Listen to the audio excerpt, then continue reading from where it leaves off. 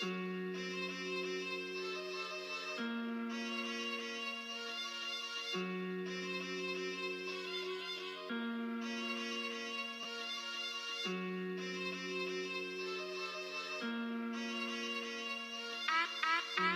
on the beat.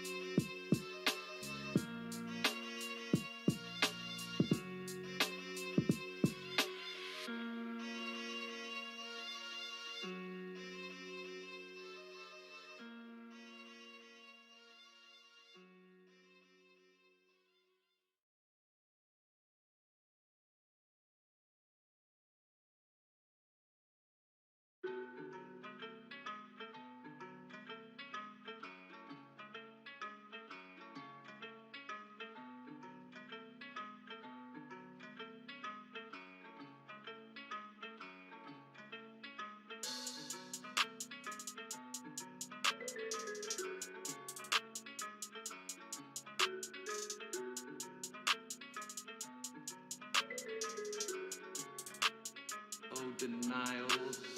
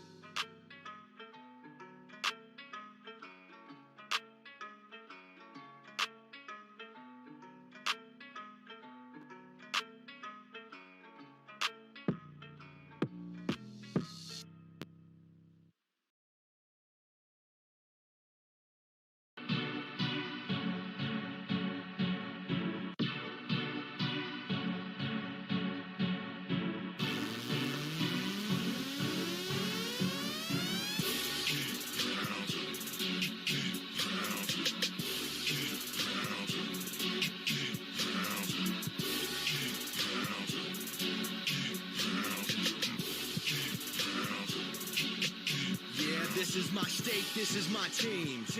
You know what that means. This is for the black and blue that I bleed. This is for the chance to bring home that ring. But everybody gonna doubt this. So far there ain't been another way around it. We bring heat to the game each week. They just say we ain't got what it takes, we ain't bout it.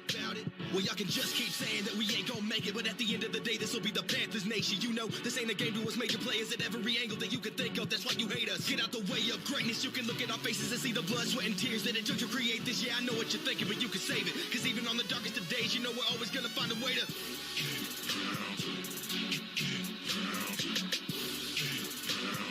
tell them what we gonna do, we gotta.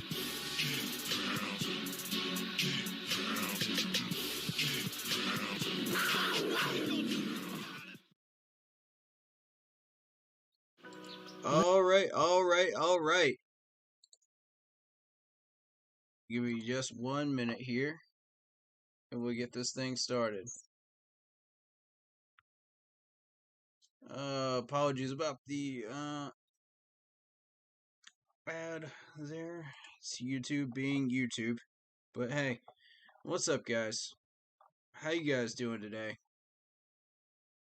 How we feeling after that loss right there? We're gonna talk about it in just a minute. Let me get the Zoom numbers put in chat here, and then we'll get things moving. Sound good?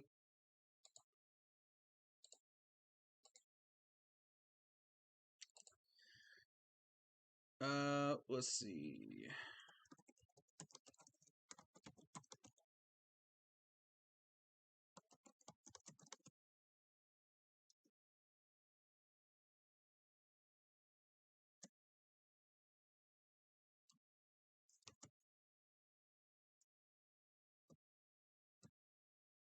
Okay.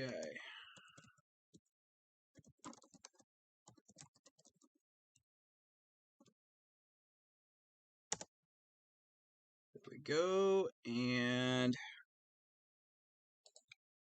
let me just pin this real quick. If it'll let me. I don't think it's gonna let me. Okay, whatever. Let's just get this thing started. Oh, I can do it in here. Okay, cool. What's up, Keep Pounding crew? If you like the video, if you like the stream, if you like the channel, hit that like button, hit that sub button, hit that bell, select all, leave a comment down below if you feel like doing so. And don't forget to check out the Facebook page, Keep Pounding in all capital letters, if you want in-game posts from me, opinions, and polls, as well as NFL news reactions. Let's get this thing started, man.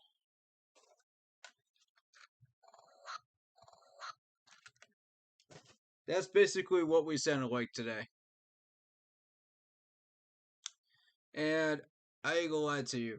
It sounded like a busted old truck trying to start on offense. That's basically what it sounded like. And it was rough. It was really, really rough to watch. Now, some of y'all know I cannot stand the New England Patriots. Some of y'all know this is the worst team on my list as far as players that are dirty, that try to cause injuries, that are just all around vicious players.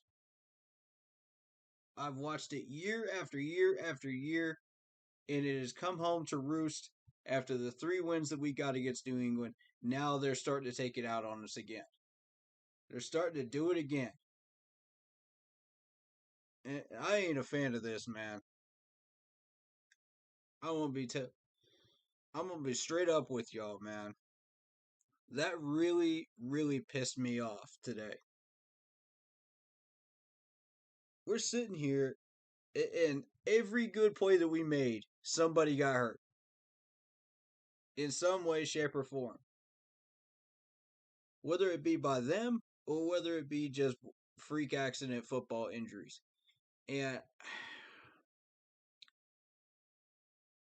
I'm going to tell you, man, Belichick,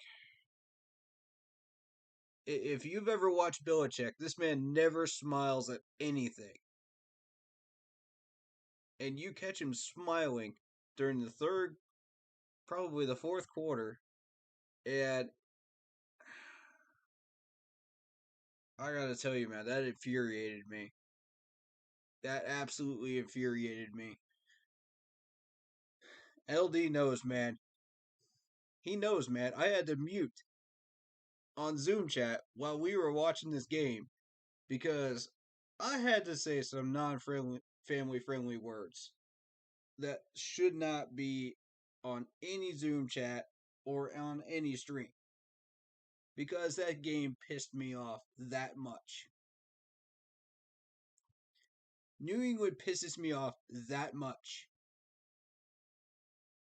Every Panthers YouTuber has that one team that pisses them off that much. And for me, it's not a division rival. It's New England. I cannot stand the Patriots. Okay? I'm going to say it right now. Screw the Patriots. And screw the refs that came down from Boston that were calling these garbage calls. There were 3 calls that you had to dig literally 5,000 pages into the freaking NFL rulebook just to find them. I mean, it was ridiculous. I haven't even started on actually talking about the game yet. I'm just talking about those stupid calls that I saw. You gotta be kidding me, man. Illegal formation on a punt? Illegal formation on a punt. Let's start there. Like, what kind of foolishness is that? Every time we play these clowns, they pull some nonsense out of the rule book that makes no sense whatsoever. And this one was it for me. Like, where did that even come from, bro? Like, how many times do you ever see that flag being thrown for that? Like, that just infuriates people, man. That really, really does. Um, I don't understand it. I don't get it. Then you got the pass interference against Dante Jackson that was not even close to pass interference at all. He had his hands off the wide receiver, and the ball went sailing about 5 feet over his head. Like, how do you even call that as a ref? I've seen some bad pass interference calls, but I've not seen that one before. That one was rough. That was rough to watch. I This is why I can't watch Patriots games, guys. I can't do it. I cannot do it. Because of these garbage penalties that happen way after New England has already gotten a huge lead on a team. Not to mention us. So we're just sitting there going, are you freaking kidding me with this crap? They've already won. You're kicking a dead horse. Why? It makes no sense. I know y'all want to win. I know y'all want the Pats to win. I know it. Y'all talk so much crap about, oh, we lost the Super Bowl back in 04. Oh, we didn't do this. We didn't do that. Oh, the Pats did this and the Pats did that. Man, that's what you get when you go watch a game on CBS, man. When we're on CBS playing an AFC team, this is what you get. Not to mention the fact that it's the Patriots and Bill Belichick. Ooh, Sam Darnold is seeing ghosts. You're a little late for Halloween, guys. You're about, what, 8 days late for Halloween? Come on, man. Come on with that garbage. CBS, you know you're wrong for that. Oh my God, man. And the funny thing is, man, eh, these ref calls were made in the fourth quarter. In the fourth. After the Pats have already got their lead. Like, why? Why?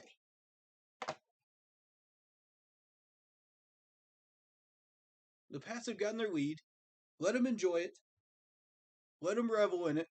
It helps our draft pick. Fine. I'm cool with that. But don't be egotistical pricks about it. Okay, CBS? Come on. It's a little malarkey.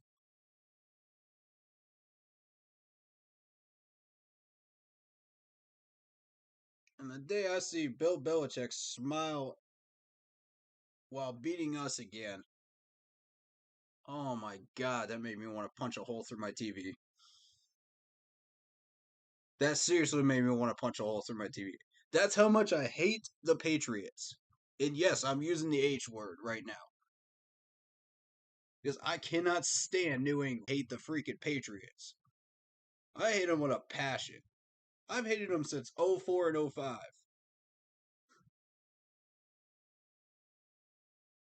Boy, I'm telling you. We ain't even talked about the players yet. We haven't even gotten there yet. Oh my God, man. This that game just it annoyed me to no end. In ways that people just don't understand. Y'all have the nerve.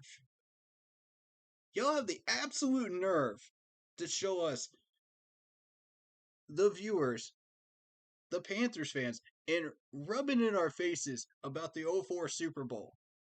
Like we didn't already know about that. Like that didn't already hurt.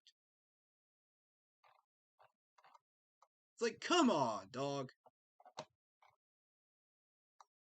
You're killing me here. I know y'all are salty about those last 2 or 3 wins that we got against y'all, man. Don't do that though. Don't do that. Don't do that. I hope y'all lost a ton of Panthers viewers when y'all did that. I hope so. You lucky I'm a YouTuber and I gotta check this game out. That really. Oh my freaking God. Alright. So, season's dead. Fine. We just go back to the drawing board. We go to the draft board. We get some players. We try to find a different quarterback because I don't think Sam is the answer anymore. And we just keep hunting until we find a 53-man roster that can actually compete all the way through an 18-game season and make the playoffs. That's what we do. You know, I still believe in Matt as our head coach. I still believe in Phil Snow. I still believe in Scott Fitterer. But as far as where we're at right now, mm, mm, mm, mm, mm. We gotta start retooling that O-line, I'll tell you that. Paradis gets hurt on the second play. On the second play that we run CMC up the middle. So let's talk about Sam Tacklenberg here. Why not? Because this man missed at least 3 or 4 blocks today that almost got Sam killed. I ain't just talking about just sacked in the background. I'm talking about absolutely butchered back there. He is lucky this man only has a hurt shoulder right now. Otherwise, I'd be calling for Matt Paradis to be. I would be calling for Sam Tacklenberg to be kicked too. I'm about done with this, man. All right, so Corey McKinney says sign Odell and kick Robbie to the curb. He's almost to that point. Man, I know there's got to be some wide receiver out there that Robbie isn't going to outplay at this point. There's got to be somebody that we could bring in that we could replace Robbie with because Robbie ain't it. I done told y'all about 2 or 3 weeks ago, Robbie was in trade talks. He was in all my trade packages. I ain't lying.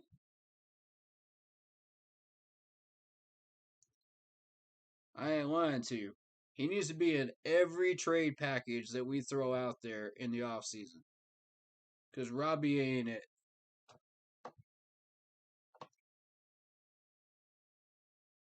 Alright, so Corey McKinney says, I'm not mad at Tacklenberg, though.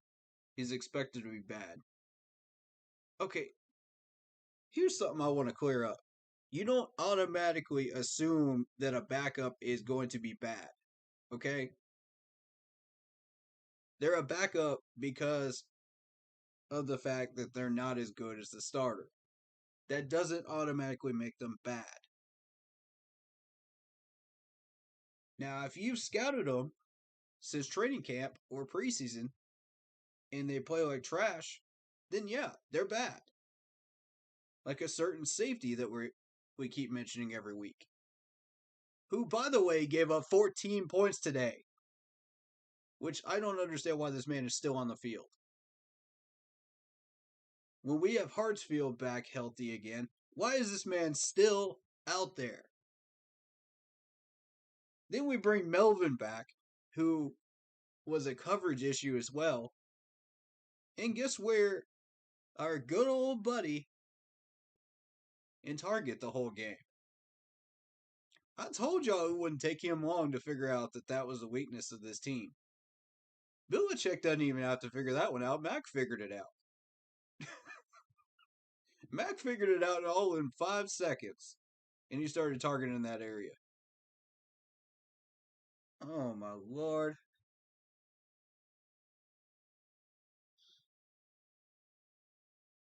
So to continue that message, that comment on, he says he's a backup. What's our starter's excuse? Does he need an excuse? Matt Paradis was doing okay till he got hurt. I thought he was doing all right. I mean, that's where we agree to disagree in some areas, man. There's a lot of fans out there that still think that Paradis was having a rough year. But honestly, man, I haven't found that much of a reason to get on him or throw any shade at him. So, yeah, I thought he was doing okay. Now, Dennis Daly, we're going to get to him in a minute. We're going to get, we're going to get to him in a minute. That man frustrated me to no end. Melvin is a hit or miss guy. He's too old to be consistent. It don't matter how old he is. You're either consistent or you're not. Period. Age don't factor into it. Until you get old enough to retire, that's when age factors in. But when you're his age, no, the age doesn't factor in. You're either consistent or you're not. And if you're not consistent, get off. Get off the train. Because the train stops here, man. We ain't trying to have no inconsistent players up in here, man. Oh, but wait, we already have 2. That's for starters. That's for starters. We got two already. Y'all already heard me name one of them every week. And the second one is Mr. Melvin. And that's just on defense. We ain't even started on the offensive line yet. Oh, there's going to be some fire thrown at the offensive line. I'm going to tell you that in just a minute. Here we go. Paradis has been garbage. He hasn't allowed a lot of sacks, but the pressures are horrible. All right. Tell me in what way you expect this man to hold off the pressure from about 4 different really good teams with a strong pass rush this year. 4 out of 8. We ain't even talking about the full 8. We're talking about just 4 of them.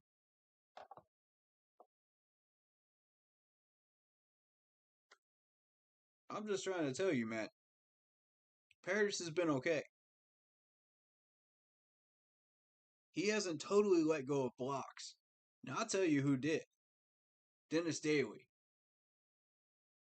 Dennis Daly deserves his heat right now because that man almost got our quarterback killed today. 3 different times. Holding penalty, a false start. I mean,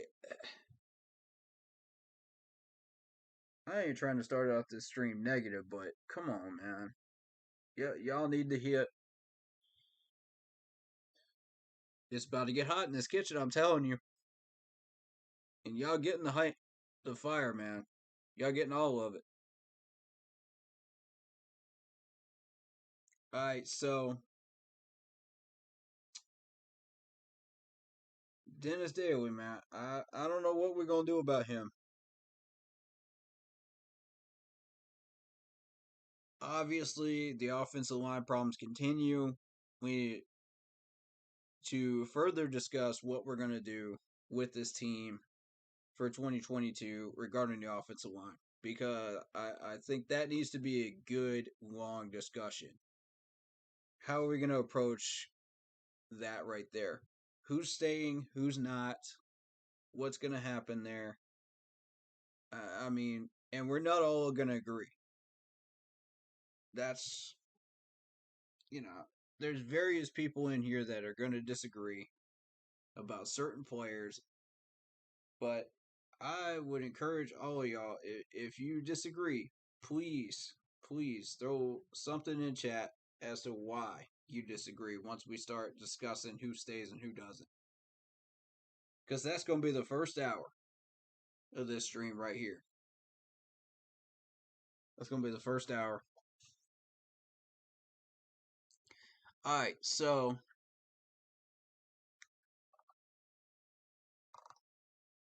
and also Zoom chat's open, so if you guys want to hit me up, you know how to do so. Alright, we're going to have Corey McKinney in here. Here we go.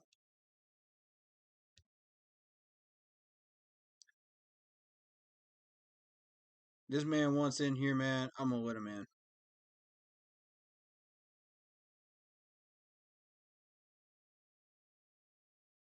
Yo, send me that request one more time, bro.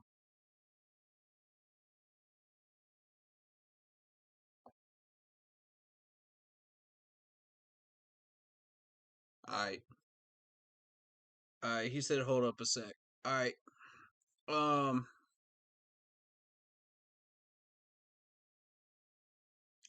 Yeah, go ahead. Order your food, man. What you getting? You getting some wings? You getting some burgers? What you getting, man? Y'all making me hungry up in here again. I done ordered some Pizza Hut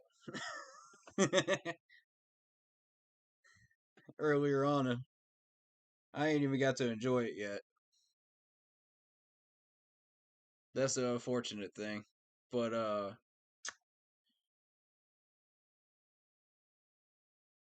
man, it's just crazy how many of these Patriot fans just get egotistical,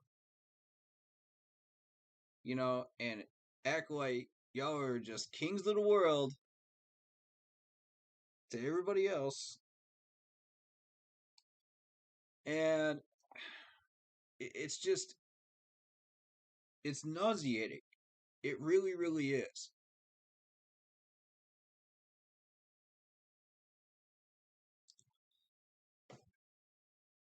And yo, man, we haven't even started on Camp Sam Darnold yet. We ain't even started on Sam. He's gonna get his own heat coming up here, man. You getting some grilled chicken? Trying to lose some weight? I feel you, man. I feel you. It's tough out there. It's tough to lose weight, man. I feel that. But hey, man,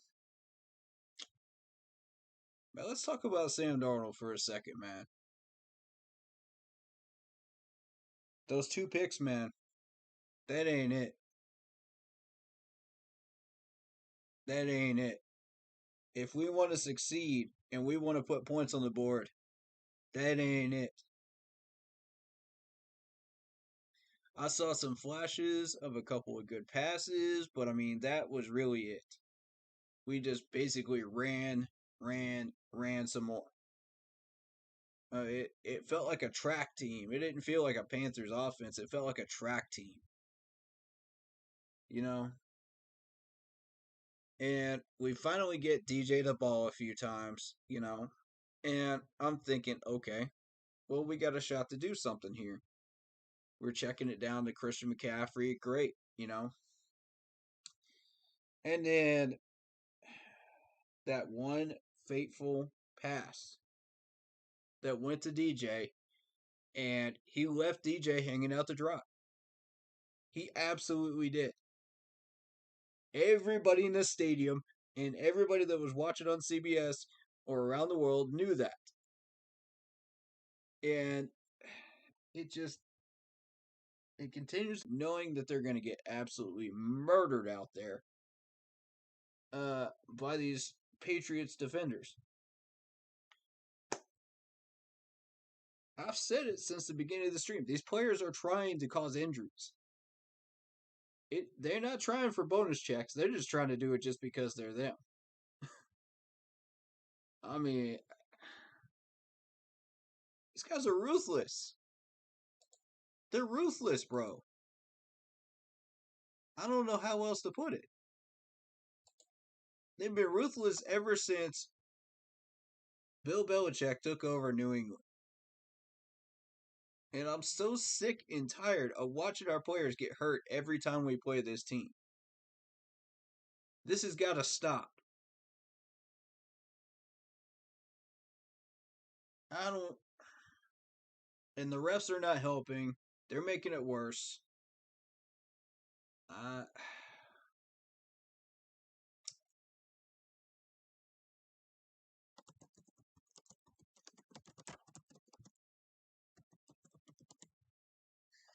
uh,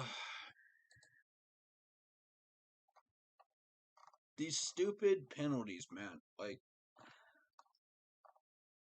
that's where things really, really get hot for us. And we can't succeed when we're just getting shot in the foot every 5 seconds by these stupid penalties that are not even penalties. And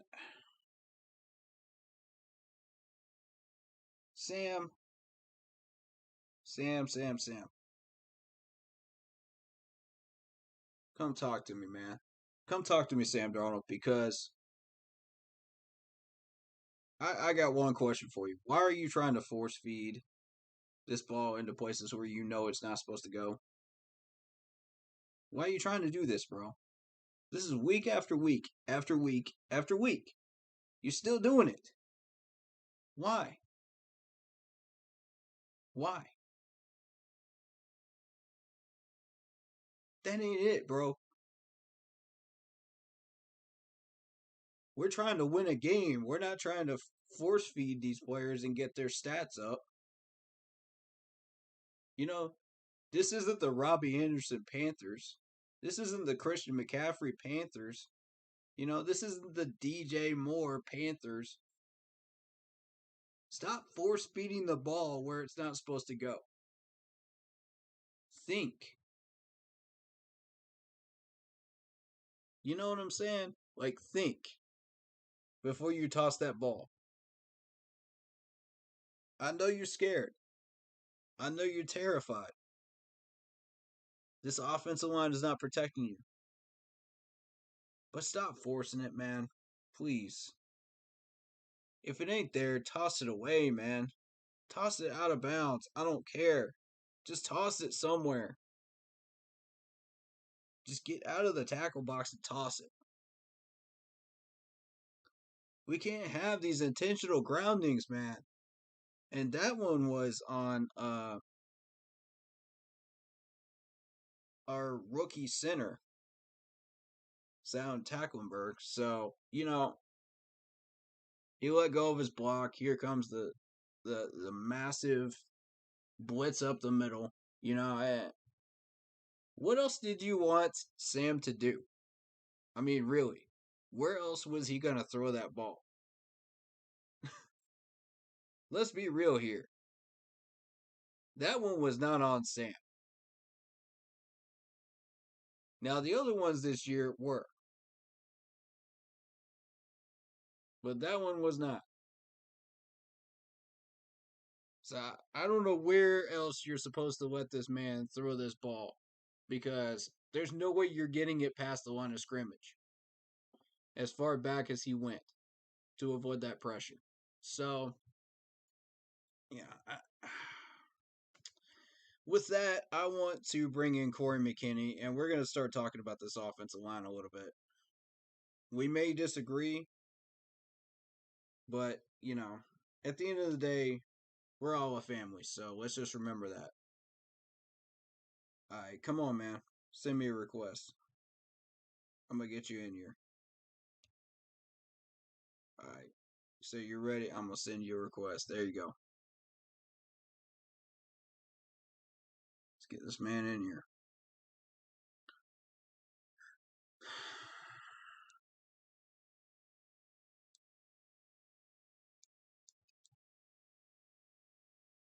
There we go. And by the way, Zoom chat is open for anybody that wants to join. The ID is pinned in both chats, along with the password. And that ID is 635-362-0592 if you guys want to join up on Zoom. With the password Smitty89 with 2 T's and a capital S. So make sure you type it in correctly when you go to put in that password.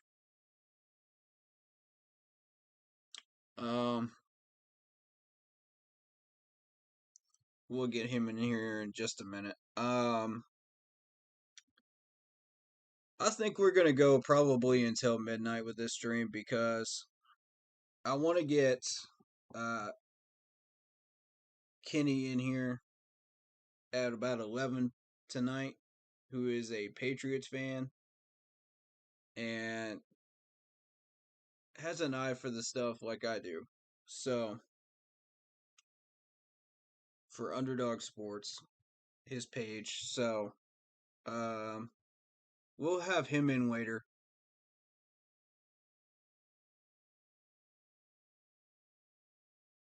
I'm assuming my YouTube partner David's probably busy as well. So, he's got family stuff to deal with, so that's fine. It is what it is. I told them both, just join when you can.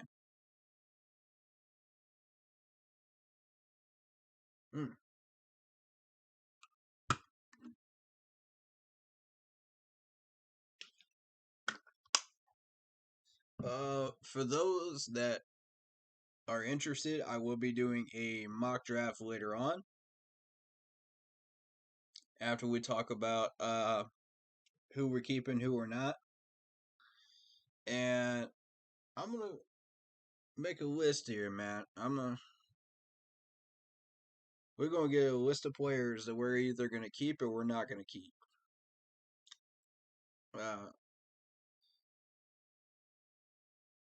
And I want people's interactions in the next few weeks here. I want to make sure that everybody's voice is heard. You know, if you like a player, tell me why you like that player. If you don't like a player, tell me why you don't like that player. If you still support a player or a coach, tell me why. If you don't support a coach or a player, tell me why. I want those opinions in, man. I want all y'all to have a voice in this fan base. That's what this channel is about.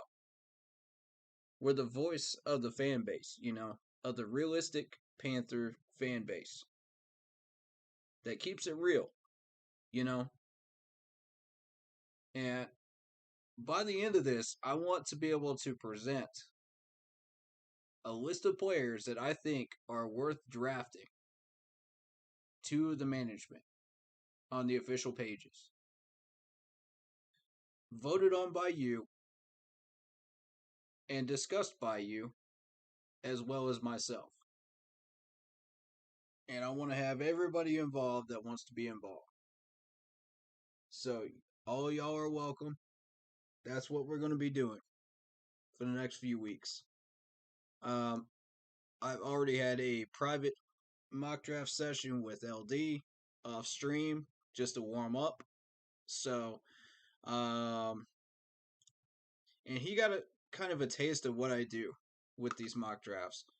But once I really get this rolling on YouTube and on Facebook, y'all are really going to see what I'm doing and for what reasons I'm doing them. For those that have been around for long enough, y'all already know how I roll with my mock drafts. But if you are new to that, we'll be doing those streams on YouTube very, very soon.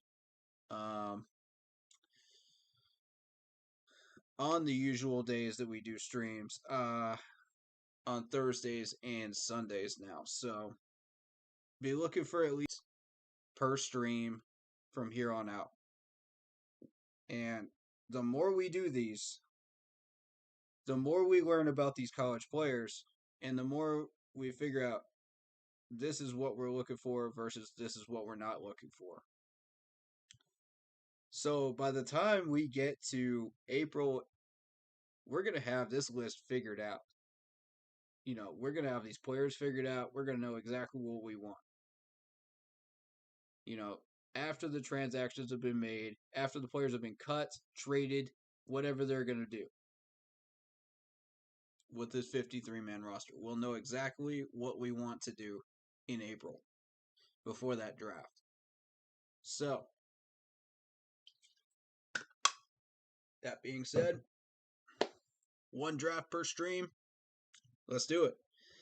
Shout out to Lorraine. Appreciate you being in here as well on the Facebook chat. Yeah, so Corey McKinney, I'm ready when you are, man. You want to jump in? Let me know. Send me a request, bro.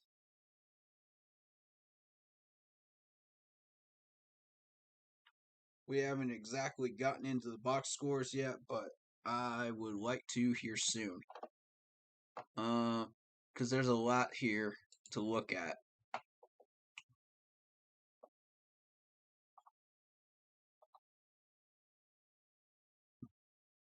Okay. So he's jumped out of chat, so alright. Let's keep this going. Let's get into the box scores then. Unless he comes back. Then we'll have him join. Alright. Let's get this on stream. There we go. And boom. Alright. And also, a quick reminder, Zoom chat is open. ID is 635-362-0592. Password is Smitty89, capital S, 2 T's, and it is pinned in both chats. All right, let's do this. All right, we're going to start with Christian McCaffrey since he is officially back. 14 carries for 52 yards, 3.7 average. Not bad for his return. DJ Moore, 2 carries for 14. And I do have to say this. I like that play where we had Sam Darnold out as a wide receiver, and we ran DJ up the middle as kind of a little trickaroo play, They weren't expecting that, and it caught him off guard. That's why it worked. I liked it, and I think we should stick with that. Let's have that one be one of our trick plays, And I think we chose the right game to do that in. All right, here's Corey McKinney. I'm gonna add him in. There you go, boss. Let's get you in.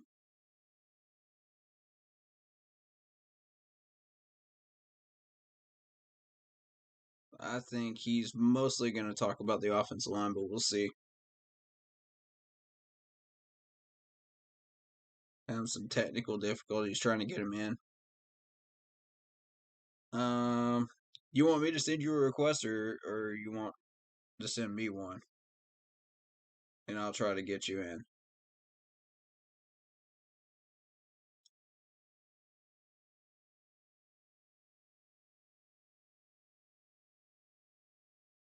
How do you want to do this, Corey McKinney?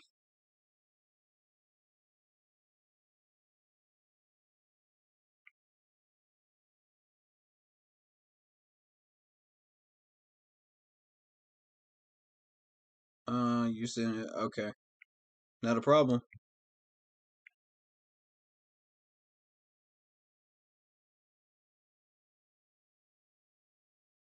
I just sent one.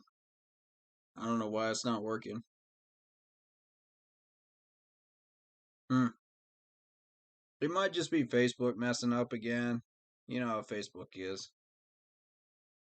It's a bit weird. Hey, you can. Oh, okay. Let's see. Nope,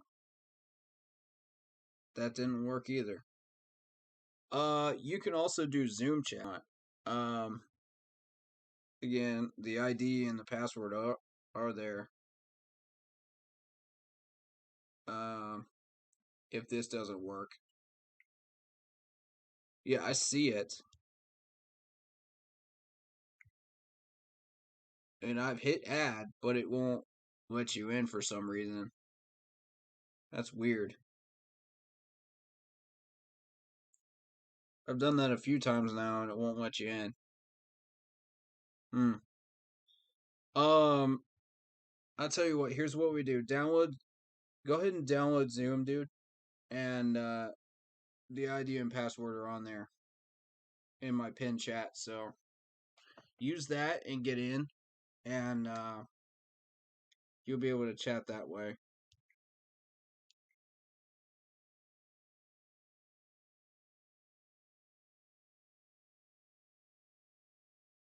Okay, one more time. I've literally been adding you, and I don't know what's going on. I've tried it on my end. You've tried it on yours. I don't know what's going on, man. But yeah, go ahead and download Zoom, dude, and get in that way. Because I do want to hear from you.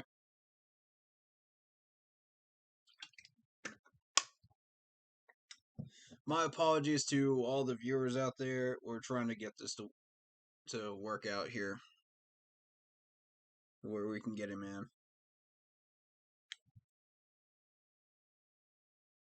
in. No.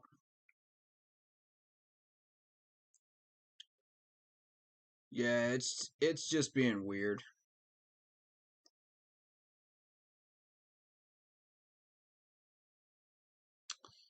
Um, yeah, do Zoom though. Some will work for you. Um, I'm trying to encourage most people to go to Zoom because of the Facebook issues that have happened. Um,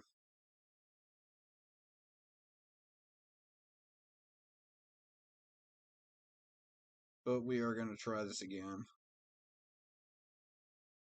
Maybe. Maybe. Um, anyway, I got to keep talking here because I got viewers. So, um, Sam Darnold goes 16 for 33, 172 yards. Got sacked once for a loss of 10, 3 interceptions, and a scary rating of 26.3. Yikes. Info again for Zoom is in pin chat. It is the ID is 635-362-0592. Password is Smitty89. Uppercase S, 2 T's.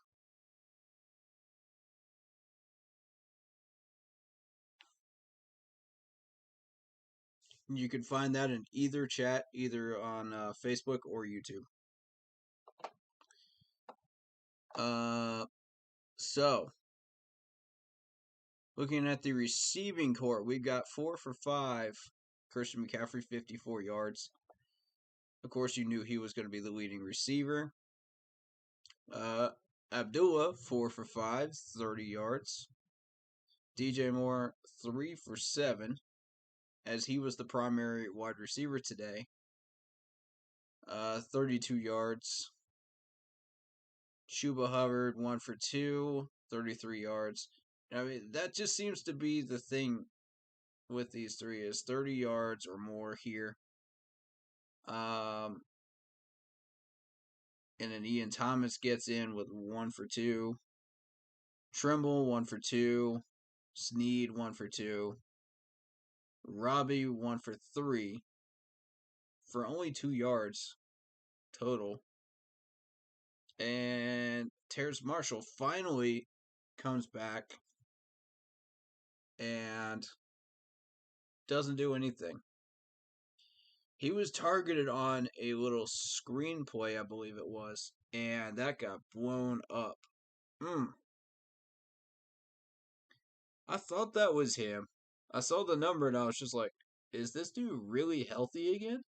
Is he back on the field again? Turns out it was. So, it is what it is there.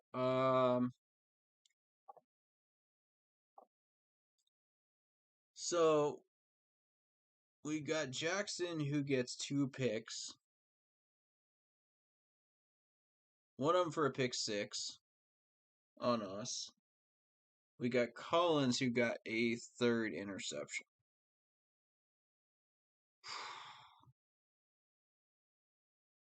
Lordy mercy.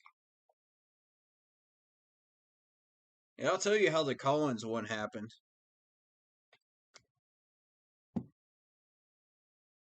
It comes in the form of the offensive line.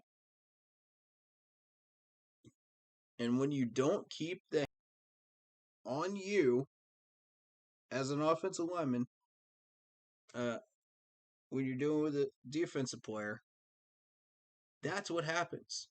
Those hands go up and swat it away.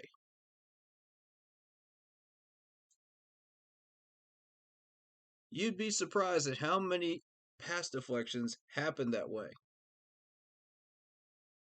It's growing more and more as linemen are not as good as they were. And it's due to technique. It's all due to technique. Always has been, always will be. It's technique. So, as a defensive player, you're trying to get off of these blocks, right? You're trying to get your hands free so you could do something. The offensive lineman is trying to keep those hands engaged so that you can't get free as a defensive player.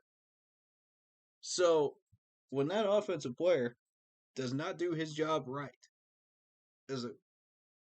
whether it be a tackle, whether it be a guard, whether it be a center, they don't keep those hands engaged.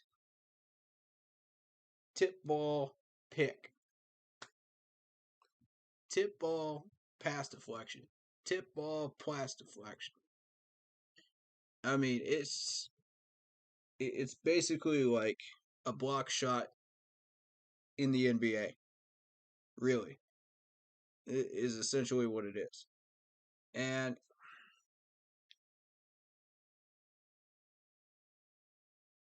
I'm going to be real with you here, man. You got to keep these hands engaged or it will kill you. It will make you look so bad as an offensive lineman.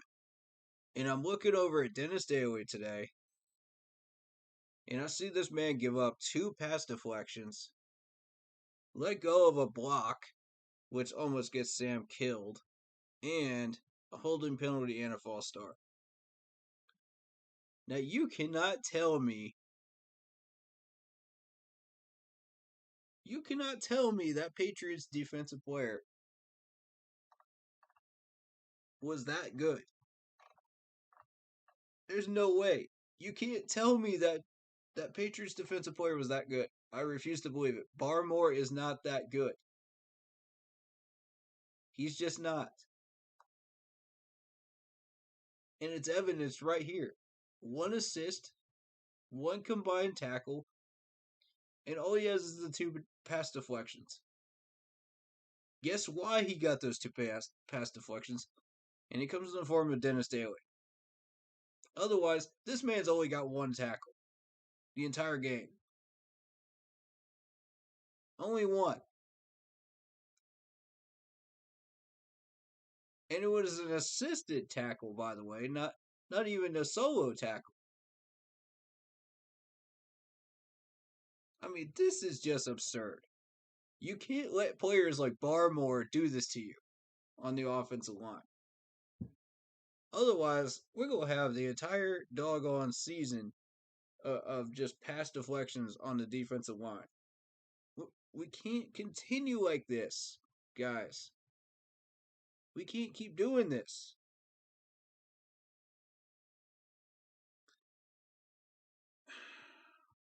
Keep the hands engaged. I've been saying it since training camp, and I'm going to keep saying it because it is such a key part of being an offensive lineman. You have 2 jobs, literally 2 jobs. 1 is to block, and 2 is to keep the hands engaged so that they can't do this crap. And Dennis Daly manages to butcher both in 1 play. You have literally 2 jobs. And then we're talking about Sam Tackleberg, who has 3 jobs. You have to snap the ball, which you can't even do that for 1 play. He lets go of his block in the same play and almost gets Sam killed. That is what led to the intentional grounding. And I don't understand what you want Sam Darnold to do in that situation. He can't get out of the tackle box. He can't go anywhere, all right? That's a sack. He can't throw it towards anybody. There's nobody there. So that's intentional grounding. What do you want him to do? Do you want him to take a sack or do you want him to get an intentional grounding? Which one do you want him to do? All because Sam Tacklenberg failed to hold his block and failed to snap the ball properly.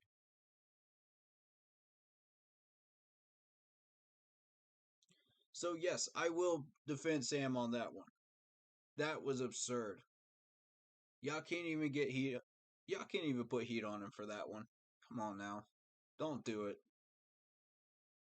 Don't do it. That's 100% on Sam Tackleberg right there on that play.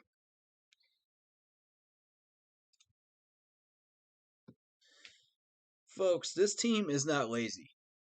Okay, the defense has proven that. This is not a lazy team. We just don't know what we're doing. We have no direction. And that's on the coaching staff. And guess where that leads back to? Joe Brady. All of it leads back to Joe Brady. All our problems have started with Joe Brady. As much as I love the guy as a person, he's just not that great. He's not everything y'all want him to be. And anybody that still thinks he's an offensive genius guru in week 9 after watching what we watched all year long is clearly delusional. Okay, clearly y'all came out of a cave about a week ago and said, "Oh, Joe Brady is the genius offensive coordinator." This, that, and the third. You know, we come out here and we only put up 6 points. How many points did we put up against the Giants? Remind me again. Come on. Offensive genius guru. Please. I'll believe that when cows fly.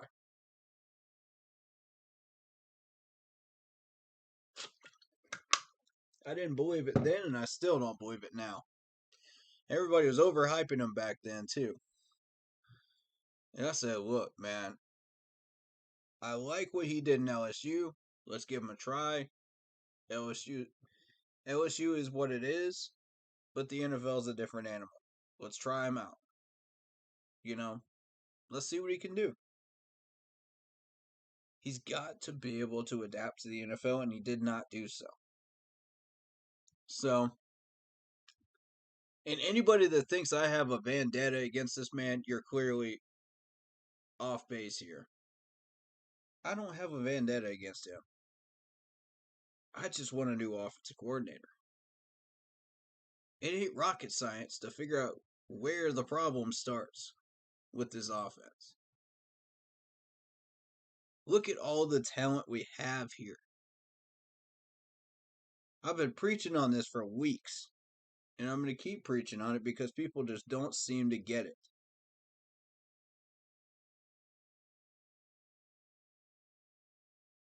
Yeah, Sam is part of the problem. Yes, Robbie is part of the problem. But y'all missed the words part of. They're not the problem themselves. They are a part of the problem. See, y'all just have selective hearing. That's what y'all have. And that's what frustrates me. I've been in here preaching this for about 9 weeks now. Nobody wants to hear that. Nobody wants to hear what the real problems are on this team. They never do.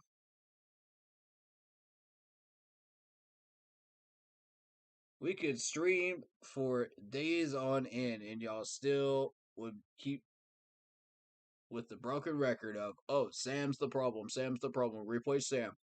How many quarterbacks have we been through? How many quarterbacks, literally, have we been through in the past 6 years that have not done squat? How many? None of these quarterbacks have gotten us a playoff win. None of them. Not even Cam Newton.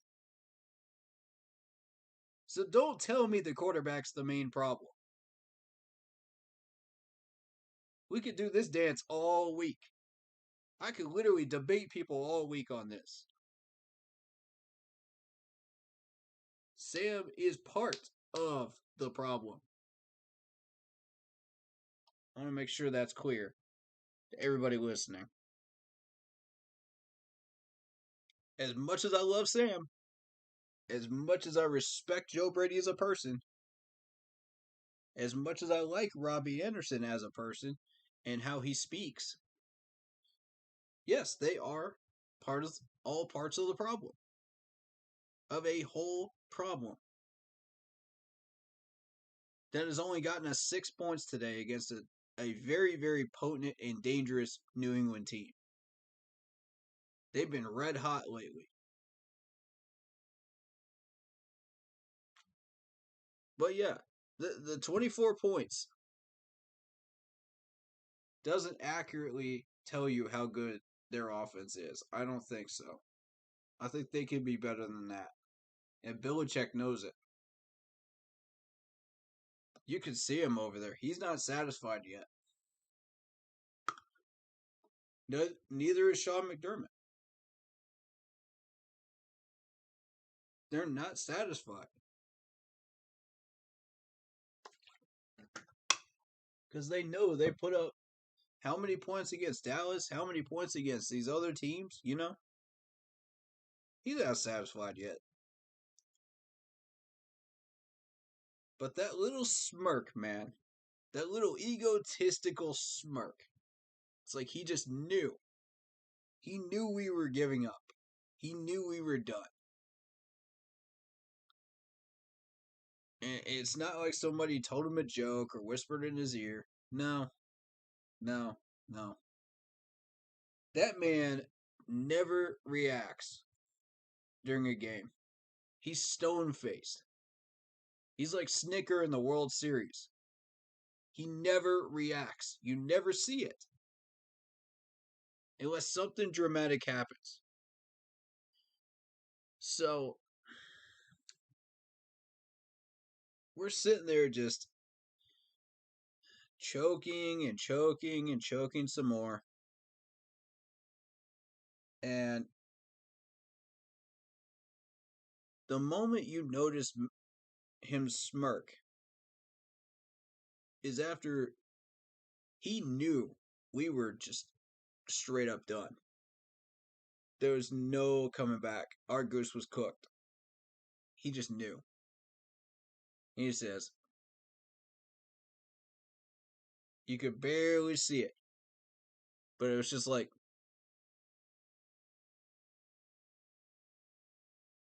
and I'm just sitting there like,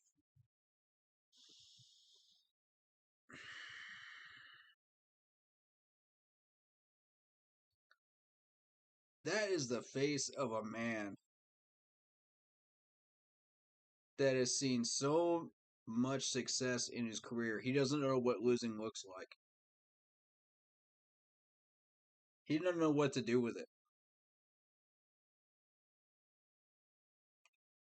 So, after 3 tries, he finally beats us again. And that's what that smirk is. And that just puts all kinds of rage into the hearts of Panthers fans. On top of the frustration that they already have with this team. If you already hate the Patriots, you're going to hate them twice as much now. Oh my God.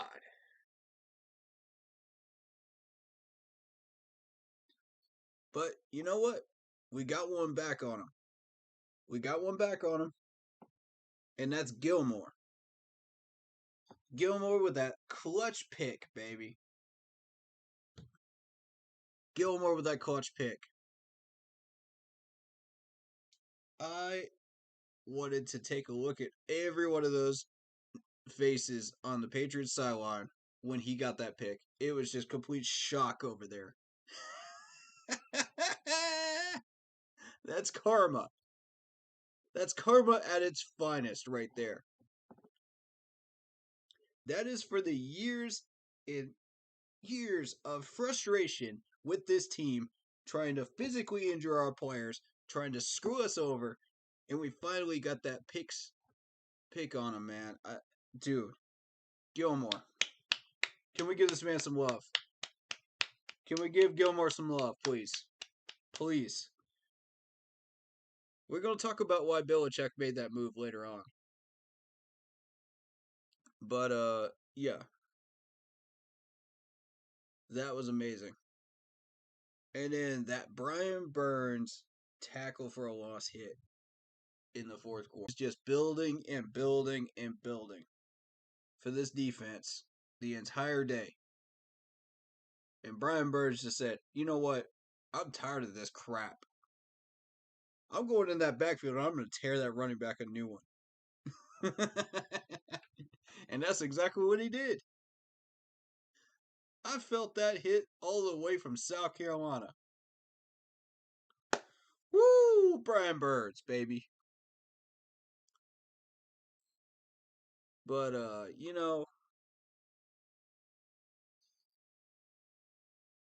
it's just how these games go against New England. You get injured players, you get New England players trying to physically harm your players. It's just every time you play New England, that's what you get. So you know, I don't know a way around it, but it is what it is. Stephen V, what's up, man? In the YouTube chat, we suck all the way around. I'm so over it. We need to get rid of Sam, bring Cam in on minimum contract. Okay. I've discussed Cam before. I'm going to do it again for the people that missed this in previous streams. And we're going to make this quick because I want to get to other things. Cam Newton, first of all, built a house over top of where Jerry Richardson had his old house. Okay, that's number one. Number two, we burned a lot of bridges with Cam Newton. We're going to, he's going to have to do a lot of apologizing, which will not happen.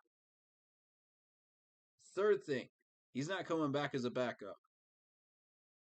We need him as a starter if he's coming back. Which means how much you're going to pay him. And it can't be a cheap number. Because this man's still got a couple of years left in the tank. Fourth thing,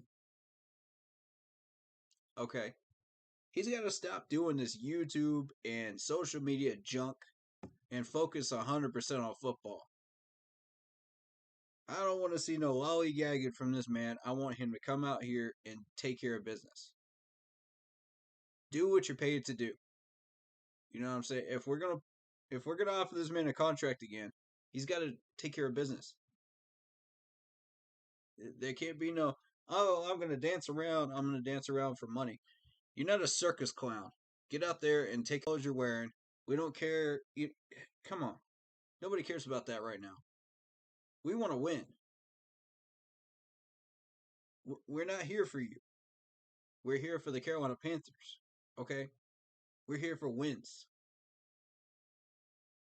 And finally, this man's got to have at least halfway decent decision making when he comes back. And that was the problem I had with him when we got rid of him. Because if he doesn't make competent decisions, it's going to be a repeat of Teddy Bridgewater and Sam Darnold all over again. Okay? Except Sam doesn't have an excuse. Teddy does not have an excuse. Cam does. That concussion messed up his brain. But Sam and Teddy are just not getting it done. You know? They just don't have the talent of a starter. You get where I'm going with this, Stephen? Come on, man. There's a lot of factors that just don't work out with Cam Newton. Now, do we need to get rid of Sam? That's another question. That's another question entirely. And that goes hand in hand with Joe Brady. Okay? That brings up two ideas here. One, let's follow two different paths here. One, if you get rid of Joe Brady, what happens? Does Sam Darnold do better with a better line? Assuming we get a better line for him, does he do better? Or let's go down the other route where we keep Joe Brady.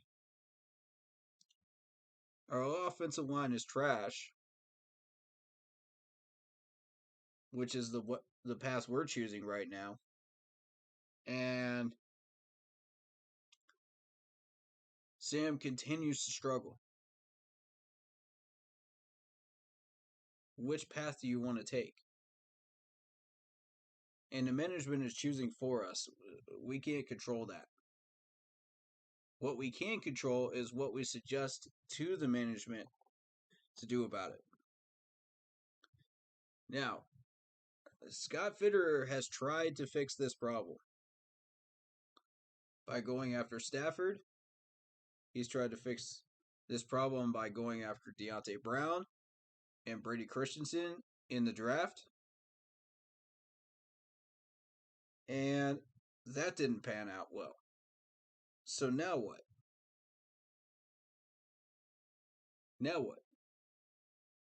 We're going to keep continuing on this path until we reach the end. And the fans are going to have to demand that Joe Brady be fired. That's what it's going to take. They're not going to listen to us if we're not yelling all in one voice. We got to be unified here with Joe Brady's firing. As much as I like the guy, personally, he's not the right fit here. We got to start looking. And I've named two people that I think can fill that spot. It's up to you to do what you want to do as a fan base, Panthers fans. But I know what my crew is saying right now. I know what my crew wants right now. You're on YouTube and Facebook, so y'all know what to do. Stephen V says, Cam is Cam. What other options do we have if we want to win? We can't win anymore, Stephen. That was our last chance to even get 9. Now we're sitting. If we try to win now, we're going for 8-8. We're going for 8 wins. 8-10. Is that what you want? That kills our draft spot. That kills any chance of us getting a top 5 pick if we don't tank today. And I hate to say that. I hate to use that word. But we're in that position now. We had no choice. Season's dead. I know y'all hate hearing the T word, but we are where we are. And anyone that complains about the system being what it is, find me a system where teams win and they still get draft picks that are worth winning for. You can't find it. It doesn't exist. There's no system like that. I'm open to suggestions. If anybody's got a system like that, come talk to me about it. Closest I can find is the NBA lottery. But, do we really want to go that route with the NFL? No. The owners have voted to keep the NFL draft the way it is. So, as far as I'm concerned, I'm satisfied with it. We're just taking advantage of the system as it is, just like the Browns were, just like a few other teams were, We're just using the system to gain what we need. And again, it takes a few years to build a 53-man roster that's going to be competitive, that could be playoff ready, that can actually win playoff games. So we we're at year 2. We've already seen where our problems are in getting to the end of that road, and we're not doing anything about it. So it's back to square one for this franchise again. You know, I don't get it. Where does the cycle stop? And we start to realize that we could do better. Joe Brady does need to go. Absolutely, 1,000% he needs to go.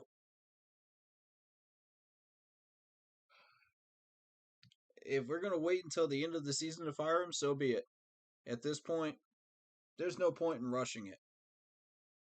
You know, we might as well let this man ruin our season. What's left of it so we can get draft picks. I'm in favor of that. Honestly, like, I know people are going to come into the chat and say, fire Joe Brady every week. And I'll be like, yeah, I agree.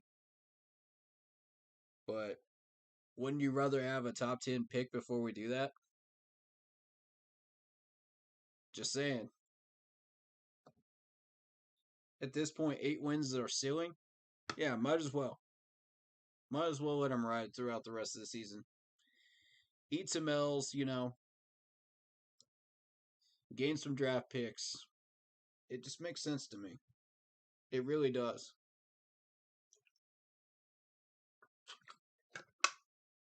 You understand why the system is what it is.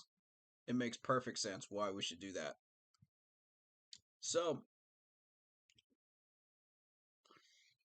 I think at the end of the year, if Joe Brady's not gone by draft day, I say we all get together at the Panthers gates and hold up some signs and say, Joe must go. Joe must go. I think that's what it's going to take for these people to finally listen to us. Because I'm sick of this crap. Every year, it's the same thing. We just keep shooting ourselves in the foot. We know what the problem is, and we refuse to fix it. Until it's far too late to fix it.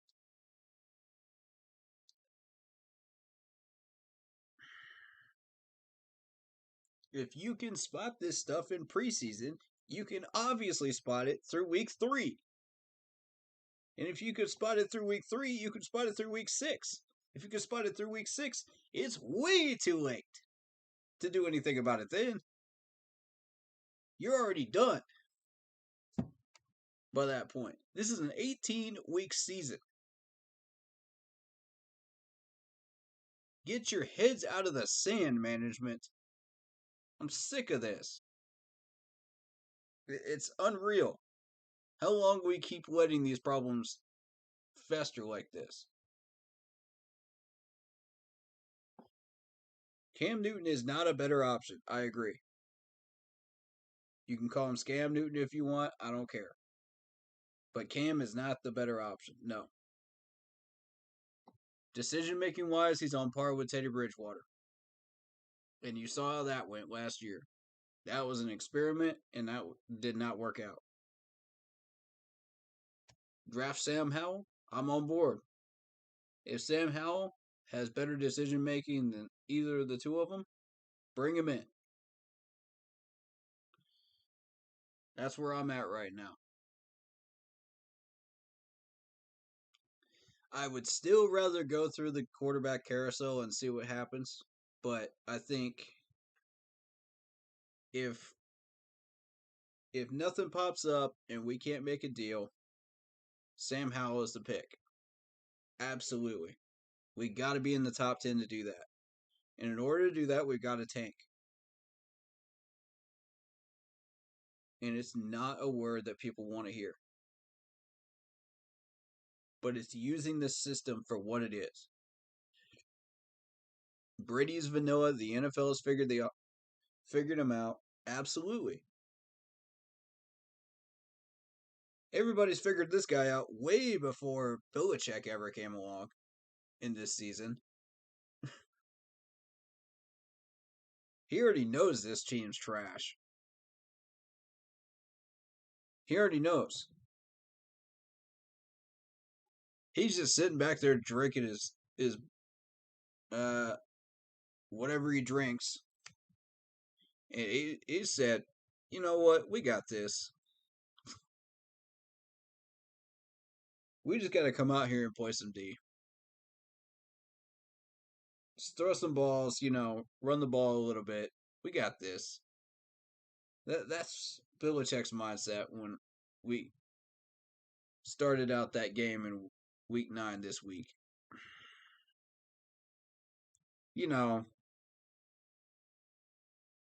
We're obvious.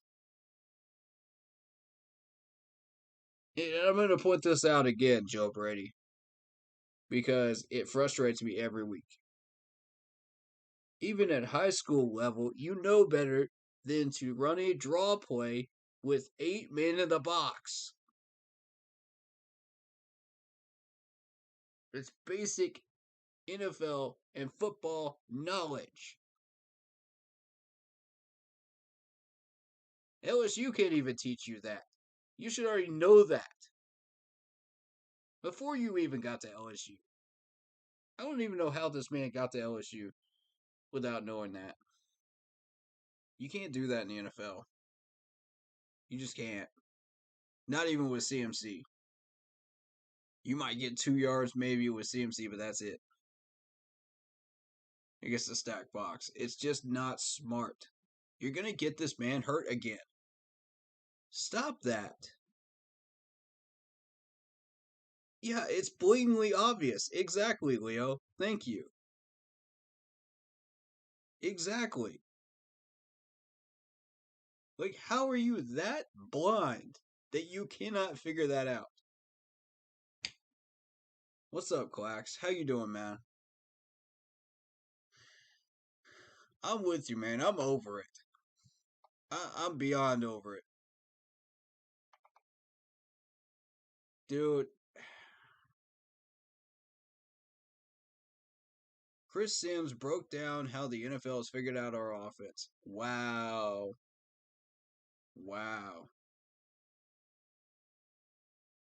No deals to be struck to build the team. We've already gotten past the trade deadline. There's nowhere to go. There's nothing to do. Season's dead. And Joe Brady killed it. Joe Brady killed it with the assistance of Sam Darnold and Robbie Anderson in our horrendous offensive line today. As much as I like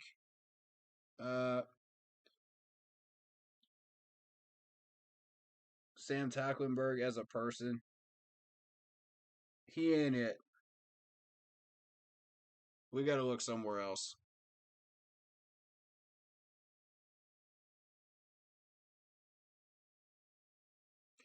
All right, Clack says it's pretty easy. You passed up on Lamar Jackson, Deshaun Watson, Mac Jones, and Justin Fields.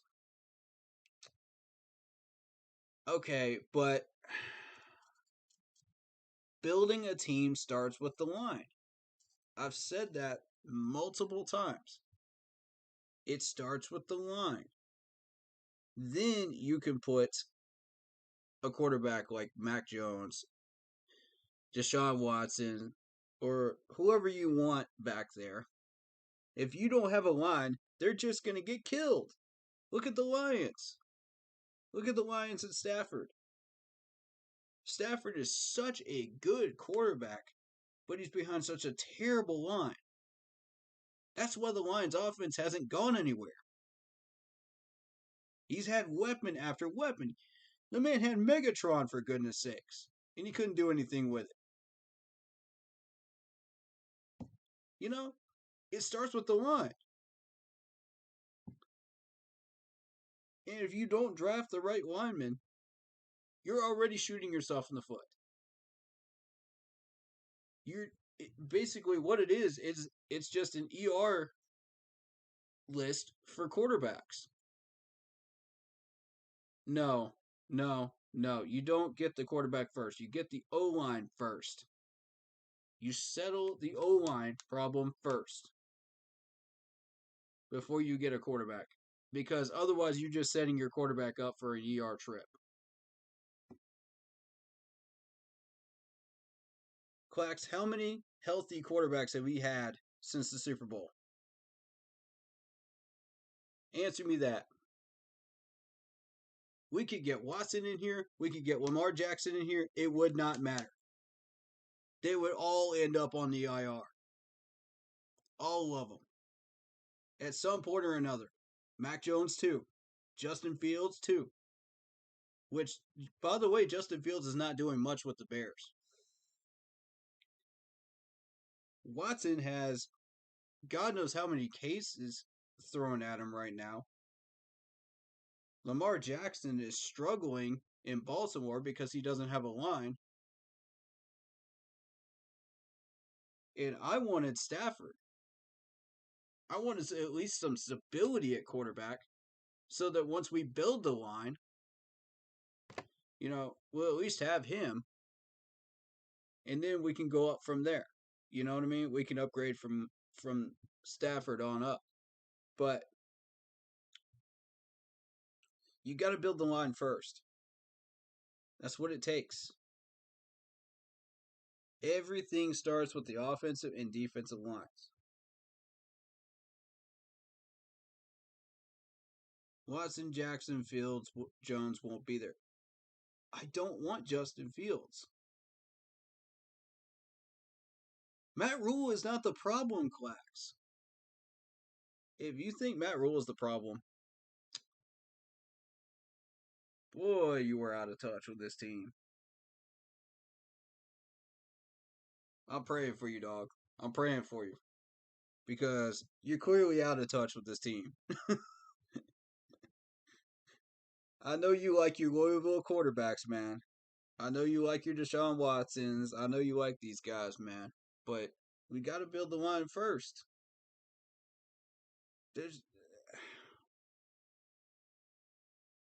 When you have offensive linemen like Dennis Daly, Sam Tacklenberg,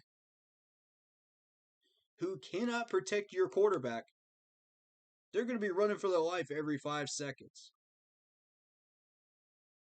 They're going to be running for their life every 5 seconds. Is that what you want? You want your quarterbacks running for their life, trying to make sure they don't get put on the IR every play, instead of trying to focus on making a play? These quarterbacks should be focused on finding receivers, going through their motions. 1, 2, 3, check down, boom. Just like Jake said. They shouldn't have to worry about running for their life every 5 seconds, every play. Doesn't matter what quarterback you get.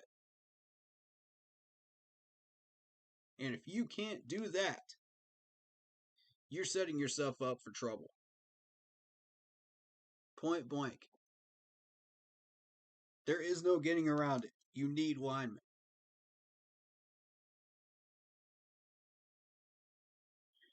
And Cameron Irving gets hurt. We got the injury bug going around with the offensive line too. So, that doesn't help either.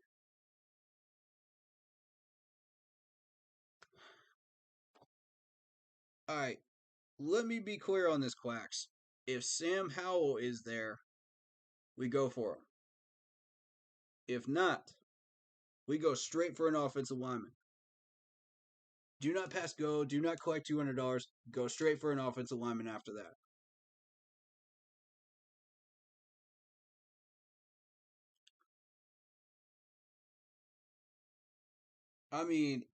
There's very few quarterbacks that I would spend a first round pick on right now that I think could immediately help us even without an offensive line. Back when Watson was young, yeah. I spent a first on that. We weren't in position to do so. Lamar Jackson was there. I felt like it was better at the time to go for an offensive lineman, though. We desperately needed a tackle. And at the time, I believe we did have Cam at the time, didn't we? When Lamar Jackson came along? Am I right or wrong there? Because I don't remember. Um, yeah, if we had Cam at the time, then I probably would have chosen Cam. Even with the shoulder injuries and the concussion, because I think we could have developed Cam a little bit more during that time if we had the right quarterback coach. But it is what it is. Um,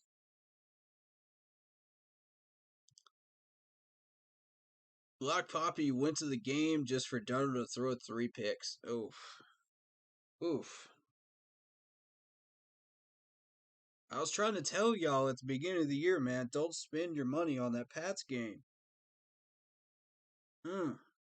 It's just not going to end well. We already know what New England does to teams. And that's without Tom Brady and Gronk. You're still dealing with Belichick. You don't want to spend money on a game like that, man. Like, I don't care how good we are. It's just not going to end well. And not to mention, these guys try to go out of their way to injure our players. It's just, we had the entire 5 prongs to deal with today. It was, we beat ourselves. We didn't have depth. The refs were screwing us over. Belichick was absolutely out coaching us. Uh, we couldn't get the offense going, which means we could not play mistake-free ball. So, that's all 5 prongs against us, even in our own building. And when you go up to Foxborough, it's 6 because you still got to deal with that New England crowd up there. I wouldn't necessarily call us the Jets, the Carolina Jets. But I think scooping up players from the Jets is probably not a good idea anymore.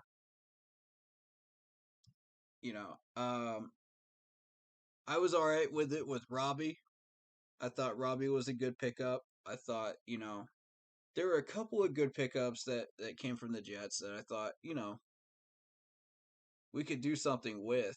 They're puzzle pieces, but, you need more. You need more in the draft. You need more in free agency. You need more in trades.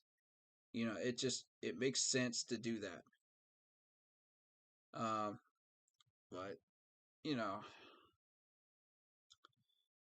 Loud Puppy says, "Well, we got the tickets at the start of the year, thinking it would be a Cam Newton reunion."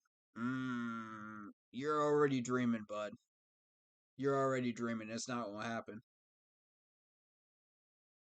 Uh, yeah, we still have to play Tampa Bay twice. That's the even scarier part. Oh, plus the Bills too. Don't forget about the Bills. December is gonna be rough. It's gonna be rough. We got the Cardinals next. We're gonna get blown up by them too. Yikes. Should have stayed with Teddy. Yeah, I think so. I would have favored Teddy over Sam Darnold. I think.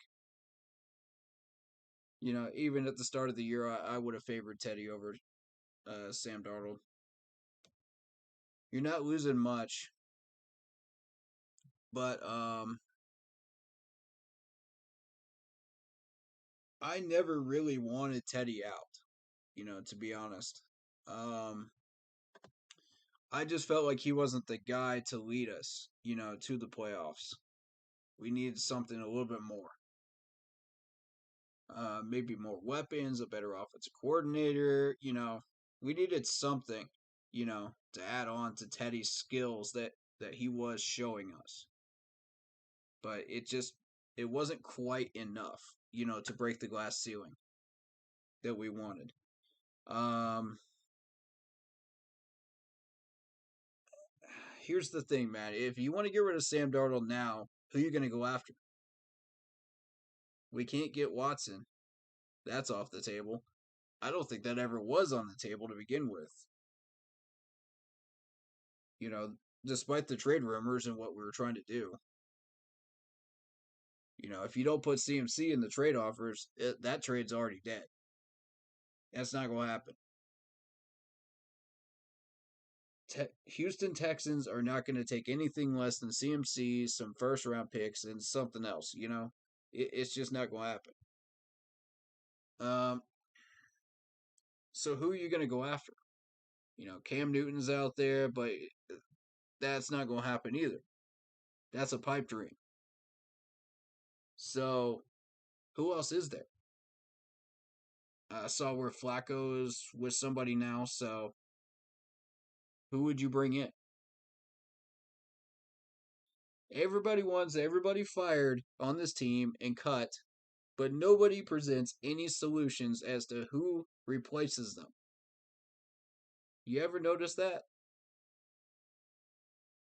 That's what I'm here for, man. If y'all have some solutions, throw them at me. If you're going to ask for a player to be cut or traded or vice versa, come up with somebody that replaces them. You notice I do that every time when I say fire somebody, cut somebody on my streams. I'm not just doing this just for fun.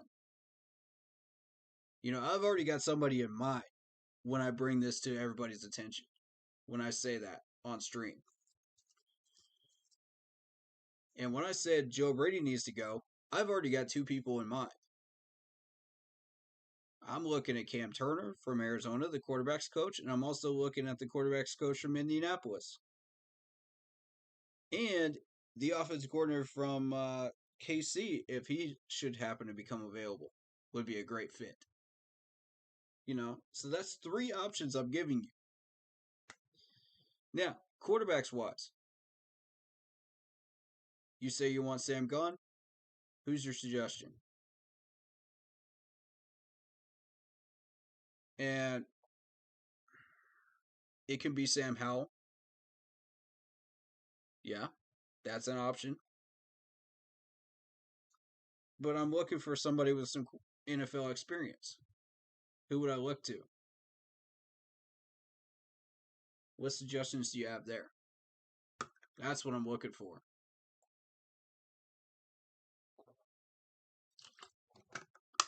Because if you find any, they're worth discussing. At this point, we're at that spot right now where we need to figure out what we want to do for 2022. So, yeah, those discussions are relevant at this point in time.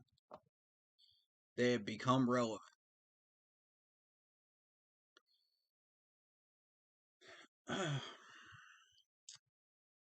You know, when Chris Sims breaks down our offense, he already knows what we're doing.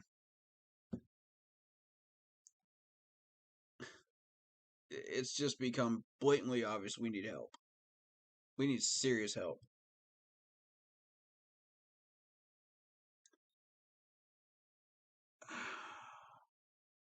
I'm still not at the point where I want to get rid of Darnold yet. But I can tell you there's a couple of linemen that I think are failed experiments. Dennis Daly's one of them.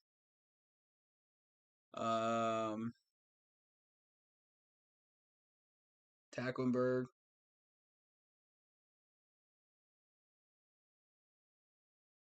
It's definitely one of them. The backup center. I think that's a failed experiment. Cameron Irving may be on that list as well as a failed experiment. We'll just have to see about him. All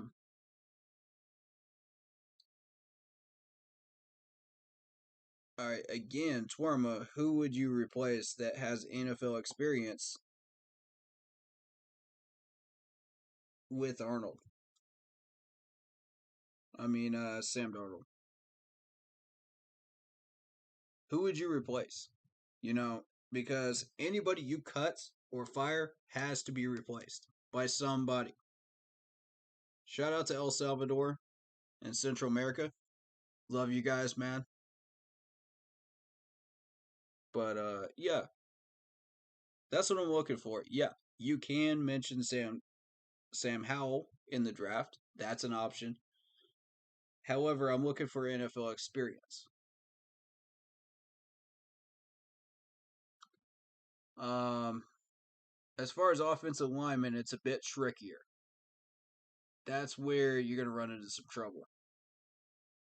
When you're trying to replace those guys, it's like, like I've been saying the last 2 weeks, it's a game of battleship trying to figure out hit or miss who you're going to get.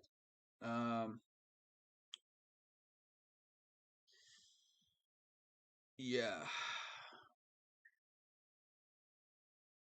And you're saying Arnold is not enough.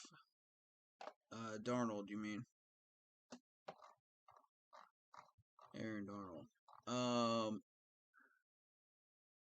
Sam Darnold. My brain's just fried right now after watching that game. I'm just being honest with you. I had so much frustration with that game. That's what Patriots games do to me, man. I just can't watch these games, dude. I can't do it. It just pisses me off to no end.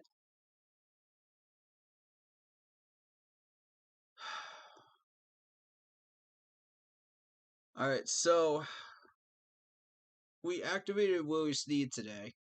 He got one catch out of 2 targets for 6 yards. Marshall came back, didn't do anything. But we kind of gave him a terrible play to work with. I think if we gave Marshall a better play to work with, he would have got us some yards. So again, that's on Joe. And again, Sam, you can audible it, buddy. You can. You don't have to go with mean old Green Joe's play up in the booth. You can audible it, bro. I've been saying this all year. He did audible a little bit, but I kind of like that play where Sam went out as a wide receiver and DJ ran it up the middle. They weren't looking for it. It was creative. It was different. That's the type of plays I'm looking for. Anything that catches Belichick off guard and he's not looking for in the film room, that's what's going to get you a few successful plays. And a few successful plays could spark a drive. The problem is, it's not enough.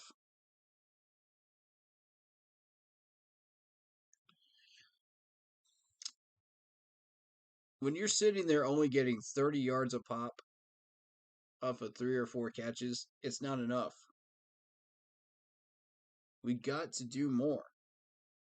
And that's not something Sam can do. That's not something Joe can do. So, I don't know where we go from here. But it ain't upwards, I can tell you that.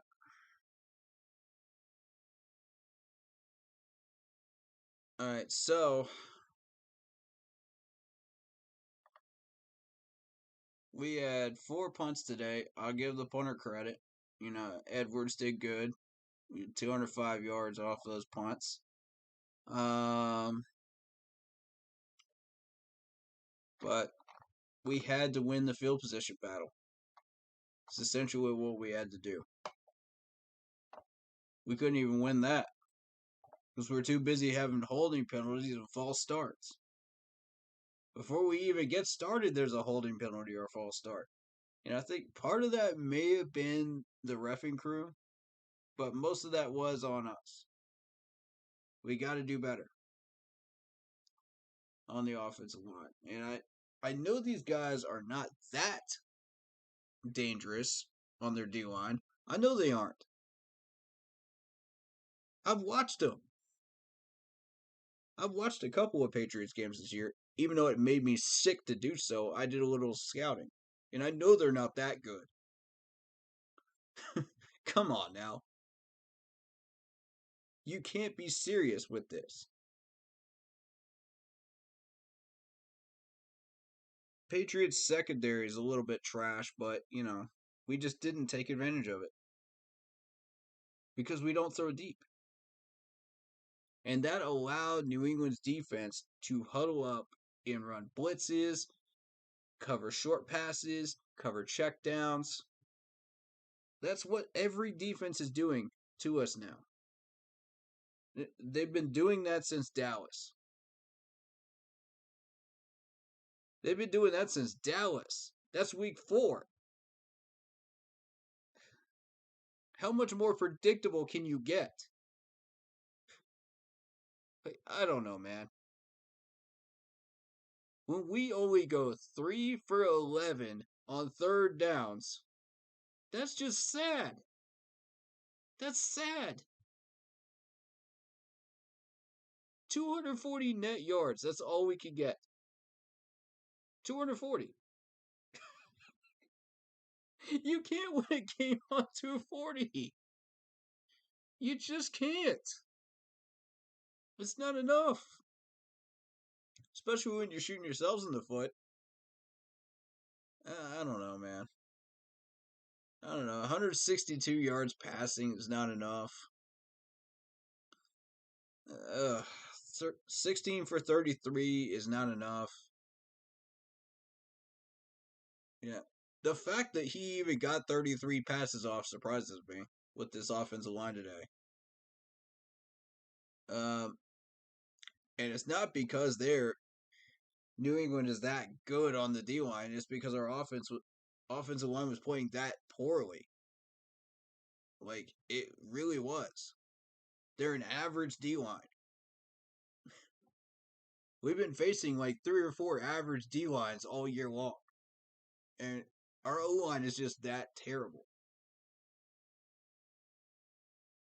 in certain areas of it. Thank God we still have Taylor Moton. Otherwise, we'd be really screwed. Can you imagine? Oh, Lord. I don't even know. At this point, I don't even know. Average gains per pass and play. Average gains.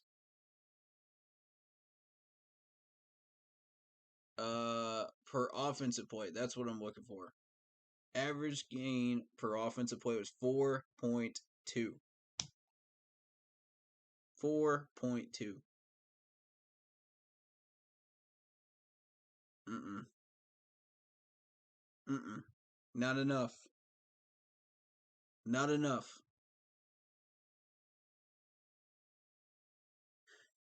Now, I know they've been struggling on offense, too.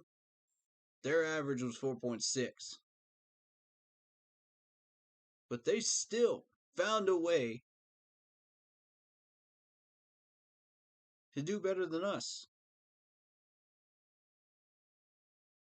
Take away that 7 points from the pick 6. That's still 17 points New England put up against us. Versus our 6. It's not good enough.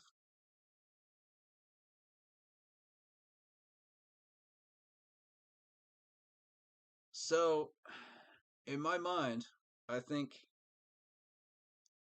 this is the right time to tank. I think we have found our tanking point right here.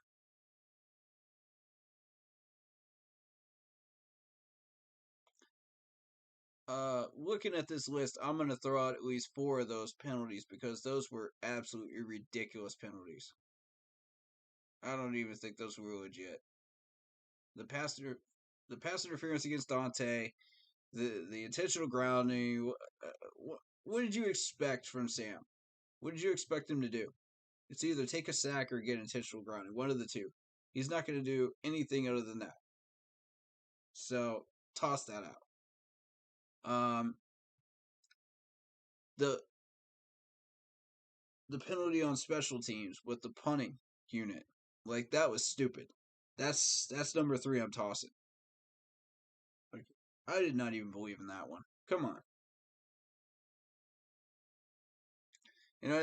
There was probably one more, but count that as 6.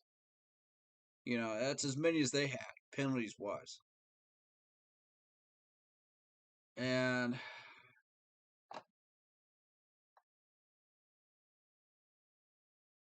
our red zone efficiency is 0 for 2.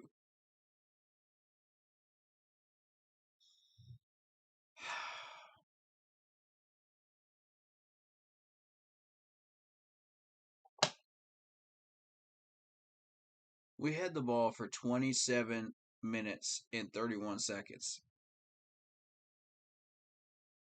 And all we could put up was 2 field goals. That's just sad.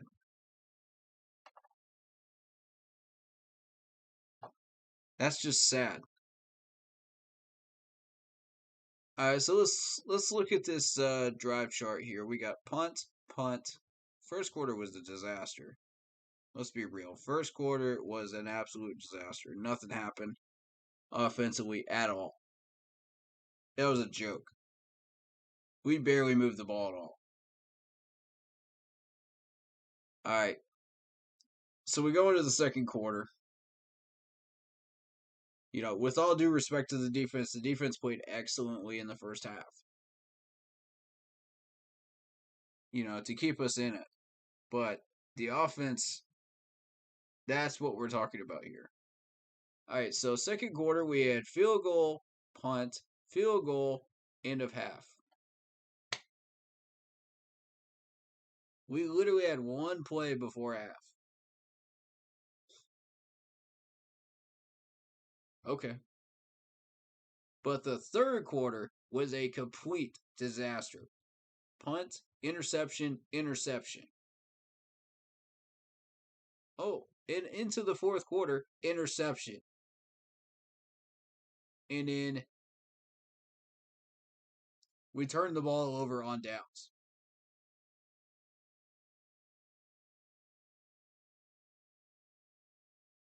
Oh, God.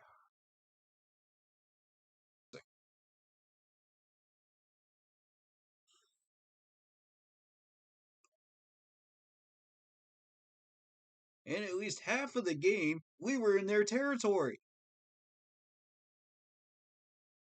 We were in their territory when these happened. Guys, every time we punted the ball, we were in our own. We never moved past the 40-yard line until the second half. Except for one time. Actually, 2 times where we get 2 field goals. That's it. Beyond that, we never moved past that point until the second half. Embarrassing. All right, so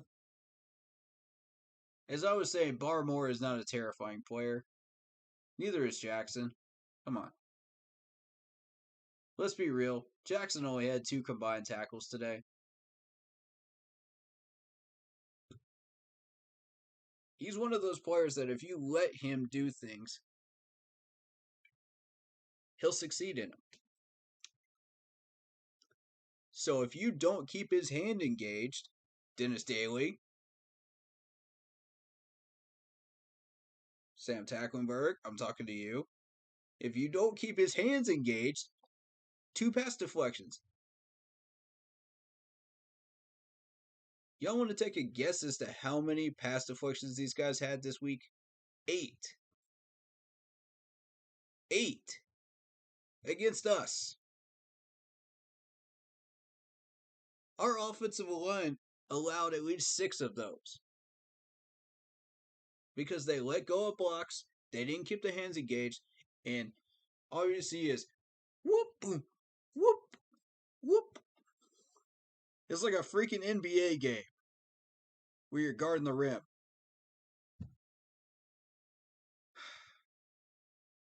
Good Lord. These balls never made it past the line of scrimmage. How are we supposed to move the ball down the field if we can't even get the ball past the line of scrimmage? Someone explain that to me. Because I am dumbfounded as to how we have linemen that cannot keep these guys contained. Oh, and I haven't even got started on the sweeps yet. The sweep play that we kept giving up on defense. The sweep play. That was pointed out by Bill Belichick himself. Once he figured out that guess who was the kryptonite of our defense, and it didn't take him long to figure it out, as I told you it wouldn't. If you do any amount of film study this year on this team, it's just plainly obvious. Let's run a sweep to the left. Guess who misses the tackle again? And then Sean Chandler is the last hope you have of making sure that they don't score a touchdown. When he's your last hope, and you saw how much that man got bullied inside the 5. You saw it. He got absolutely KO'd like he was in a boxing. Oh my God, dude. It looked like he was in a boxing match with Mike Tyson inside the 5-yard line. That's how much he got bullied.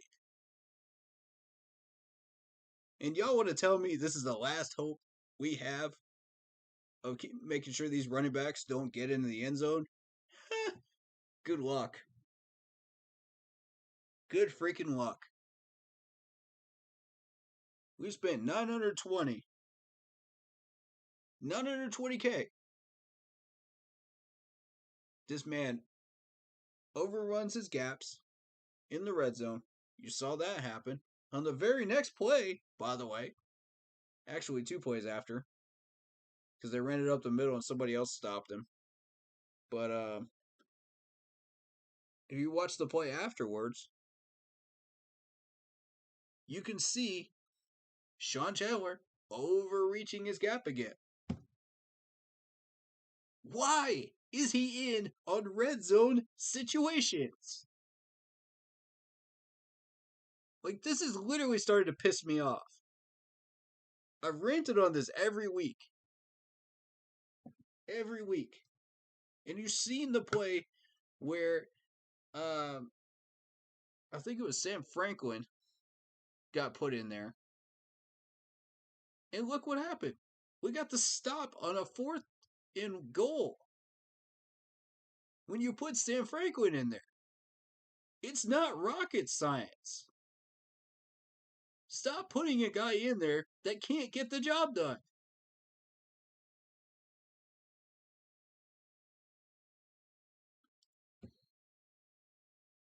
Oh, and not to mention, again, he's terrible in coverage. So we're gonna put Melvin out there plus Sean Chandler out in coverage. And one play sticks out to me. One play in particular. And I'm gonna point this out before we go on break. I think it was our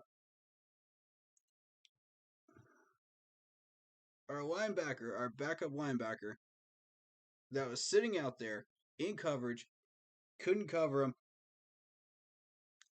and all you see is in the background, he comes into the frame, Sean Chandler does, and he just starts hopping around like he's a Energizer Bunny or something.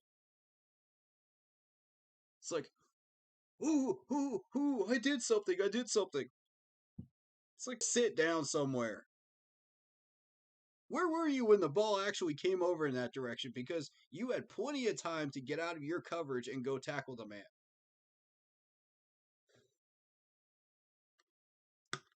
Man, you're not Donkey Kong. Get off my field. Get off my field with that crap.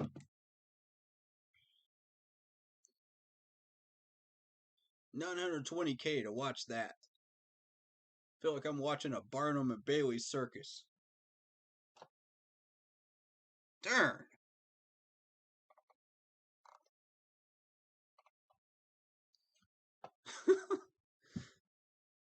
And that's not even what pissed me off. That's just a warm up for what the Patriots did to piss me off today.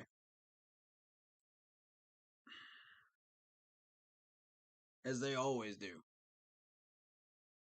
I mean, what's new?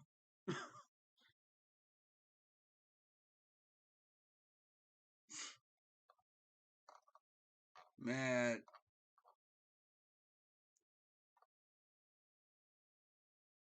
And then we've got Melvin.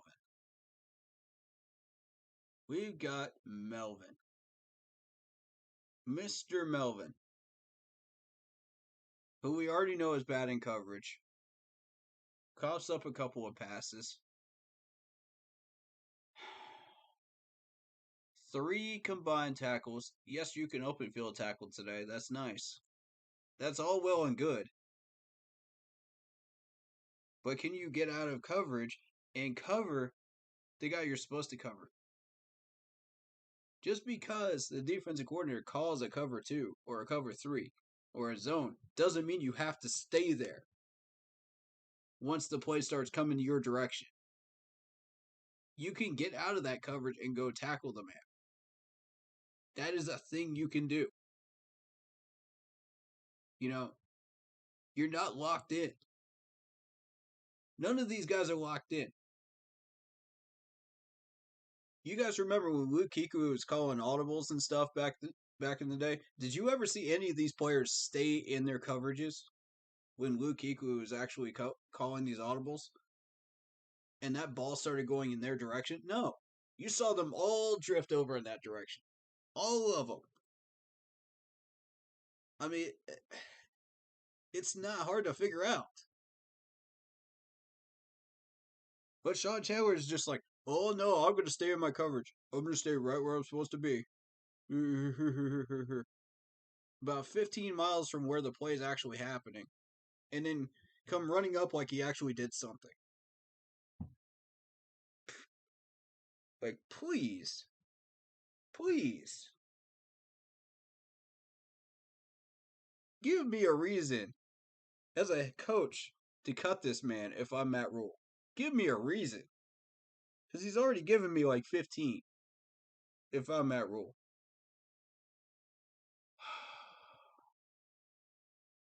We could save $920K right now. I would take Trey Boston over that. I would take Hartsfield over that. I would take Sam Franklin Jr. over that. As a matter of fact, I would pick Sam Franklin Jr. to be my safety. Starting safety right now. He's more than proved that he could do it. Just in one game.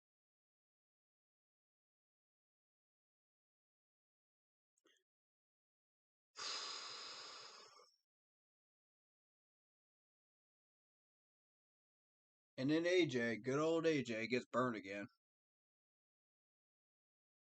Not surprisingly. What do you think Mac Jones was targeting that area? What do you think Mac was targeting that section? He ain't targeting over there just to have fun.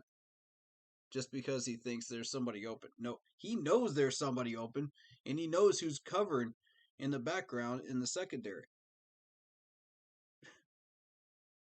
He already knows where the kryptonite is by that point. If you're targeting this guy like 5 times, you already know where the weakness is on this defense.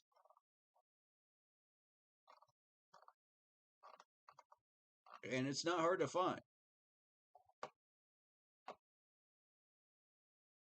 Alright, guys. I'm going to go on break. Give me 1 second.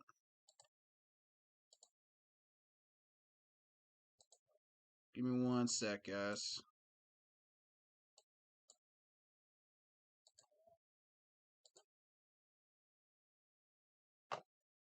Alright. I'll see y'all in a few minutes, man. Keep pounding.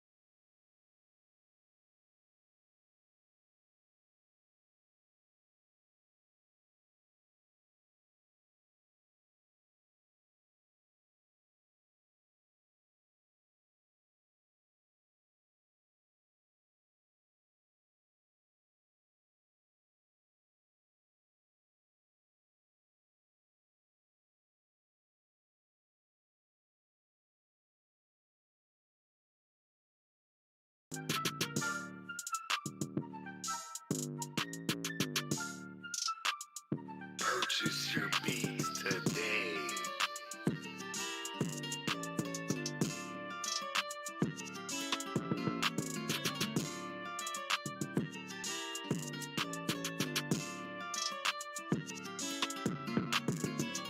Def Beats Production.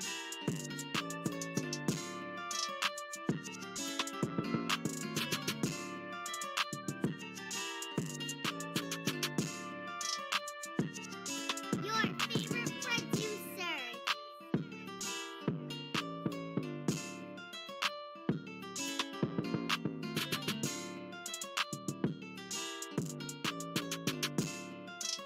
If you want this beat, then pay for it.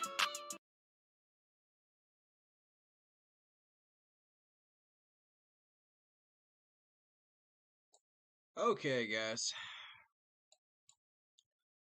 We are back, and let's continue on. So we're now and it becomes blatantly obvious that the usual players that did well are going to get some love today. Jeremy Chin, Shaq. Shaq had an excellent first quarter. Jermaine Carter. And, of course, Brian Burns. All getting some love right now. You know? How satisfying was that Brian Burns hit, though? Man, come on. How satisfying was that? After all the frustrations of this game, y'all can't tell me that that wasn't the most satisfying hit you've seen all year. Hey, my man Spider Burns. He had one forced fumble, one quarterback hit, one tackle for a loss. Nasty tackle for a loss, by the way. Whew. That was filthy. I'm telling you, dude, I felt that hit all the way at South Carolina. 5 combined tackles and a sack. Defensive player of the game. Defensive player of the game. I don't even care that Gilmore got that pick. I'm still calling Burns defensive player of the game. Those numbers do not lie. This man came to play today. He already knows he's getting paid. He already knows. He don't care. He says, I'm here to lay the wood to some New England Patriots today. It's like, I'm having a rough season. I just want to have some fun. And he did exactly that. You know? So, couple him up with Reddick, who had 3 combined tackles today, a sack, a tackle for a loss, and a quarterback hit. I mean, that just really says it all right there. These two really wanted it. And then Shaq brings it every game. Shaq brings it every single game, consistently. So does Jeremy Chin. Chin got 2 tackles for a loss, 11 combined tackles, and a forced fumble. Shaq got 10 combined tackles, 1 tackle for a loss.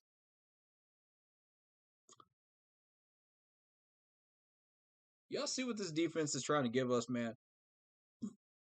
This defense is still trying to sell tickets right now. This defense is trying to give us a chance to win. And our offense just doesn't want it. Joe Brady just says, I don't care. I'm going to do what I want to do. I don't believe in changing my system. I don't believe in audibling. I don't believe in adapting. And he says, I don't care what you guys are doing on defense. That's the message Joe Brady is sending us right now. That's the message he's sending all Panther fans right now. It's too late. It's too late to apologize. It's too late to apologize. It's too late. You've already done your damage. And it's far too late. You should have been gone weeks ago. But you're still here. And you know what? We are wasting a top 12 defense right now because of you.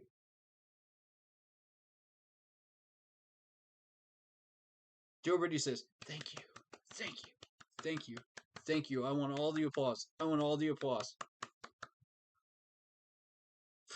For what? What did you actually do this year? Straight up, what did you actually do this year? Yeah, you got us 28 points, but the players got you 28 points. You didn't get 28 points. Our talent got you 28. You didn't put them in a position to win. They figured it out themselves against Dallas.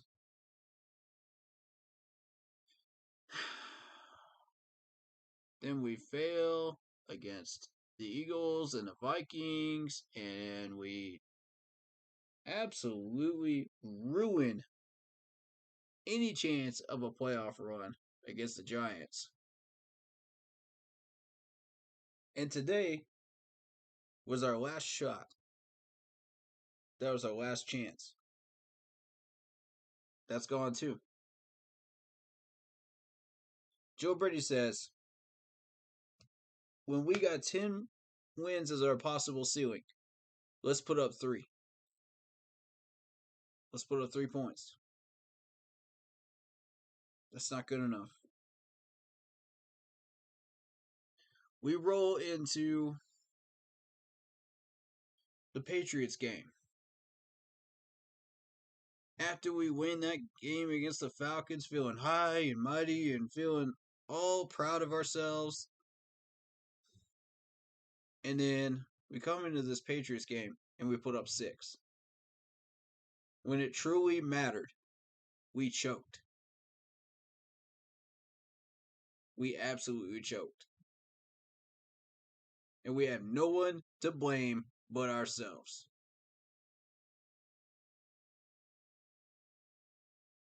This management has no one to blame but Joe Brady.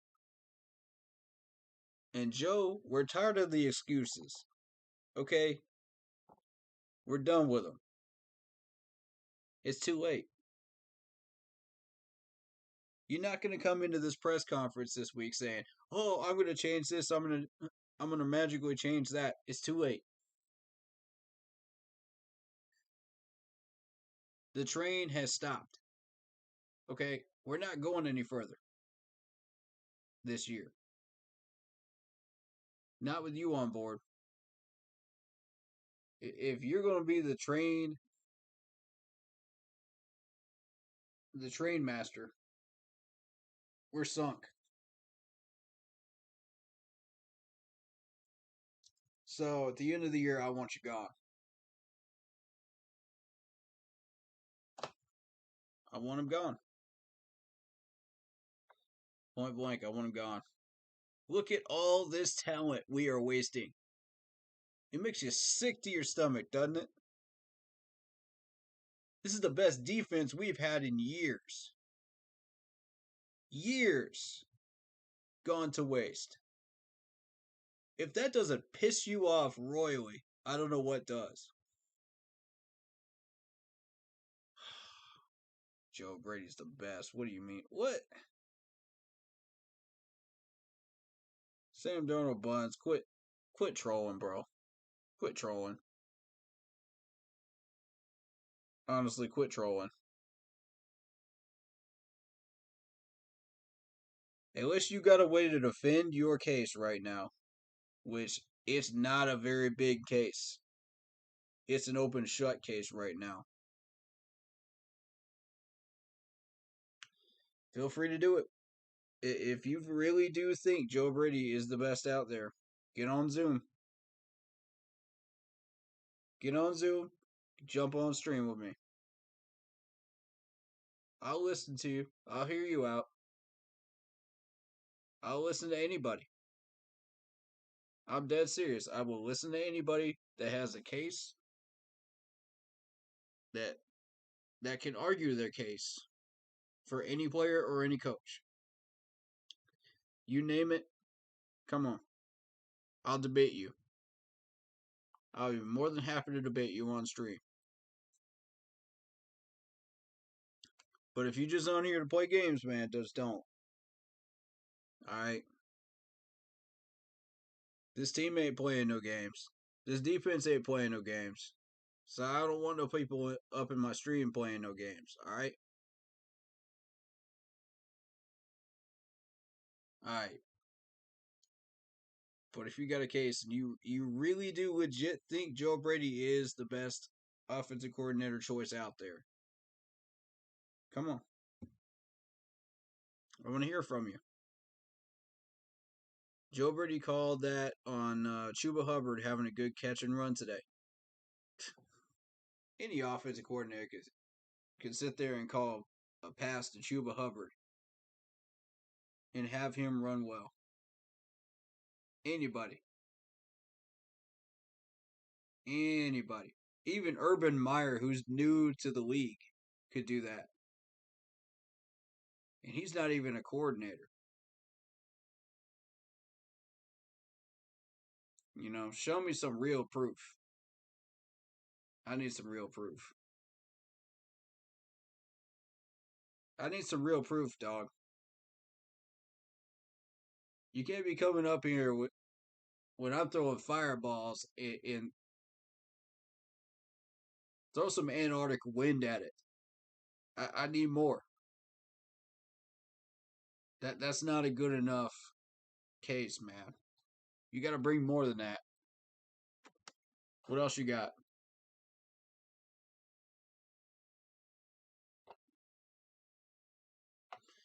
Because right now, I ain't seeing it. And ladies and gentlemen, I can be convinced. If somebody has enough proof, and I will hear everybody out, I promise you. If you got enough proof, I'm here for it. I'll hear you out. You know? And it's not impossible to change my mind on somebody. You've seen it on stream many times. People have brought up some good points and actually changed my mind on a couple of things. So, you know, if y'all want to sit here and actually legit debate me with good points and not waste my time on stream, because there's a lot to cover on these streams. There's a lot to cover. So don't waste my time. If you're going to come on here and debate, then debate. If you're on here to troll, then don't bother. But if you're here for it, man, I'm here for it too. I want some real debaters up in here, man. So, did you see what he did at LSU? Okay.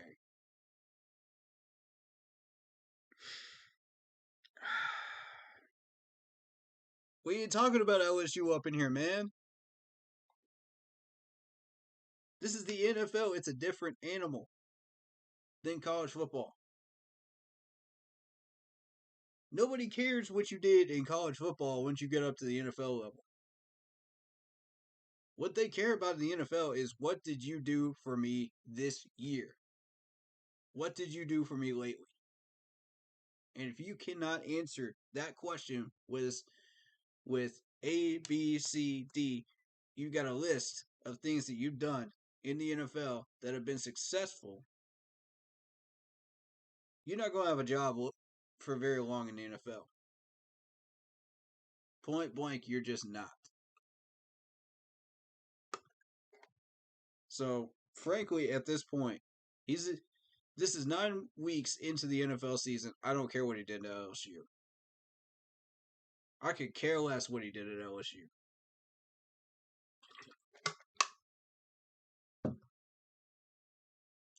Okay, think about it this way. If you were going into a new job, a new career, yes, the employer will look at your resume and say, okay, you did A, B, C, D in your old job. Great. This is what you can bring to the table at this level. You're stepping up the ladder of the business world, right? Well, 9 weeks go by. That employer is not going to say, oh, look what he did at his old job. That's why he should stay here. No, he's going to say, look what he did for me. What has he done for me in 9 weeks? That determines whether you still have a job or not. You're not being evaluated on what you did in the last job. That's the last job. That's the lower level. You're being evaluated for what you did in the last 9 weeks because you signed the contract. You were hired here at this level under this manager. What did you do under that manager for 9 weeks? That's what we're evaluating. So, for anyone that thinks this man is a guru in the NFL, wake up. Wake up. Because he ain't done nothing in the NFL yet. Nothing.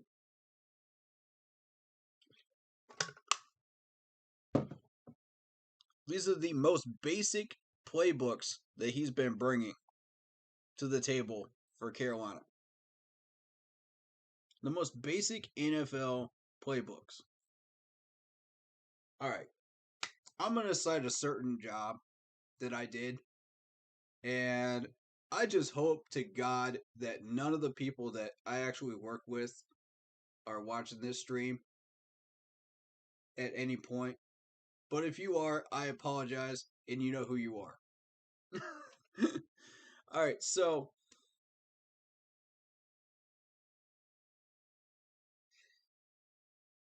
I'm going to read your comment in a second, and I'm going to tell you everything that's wrong with that, too.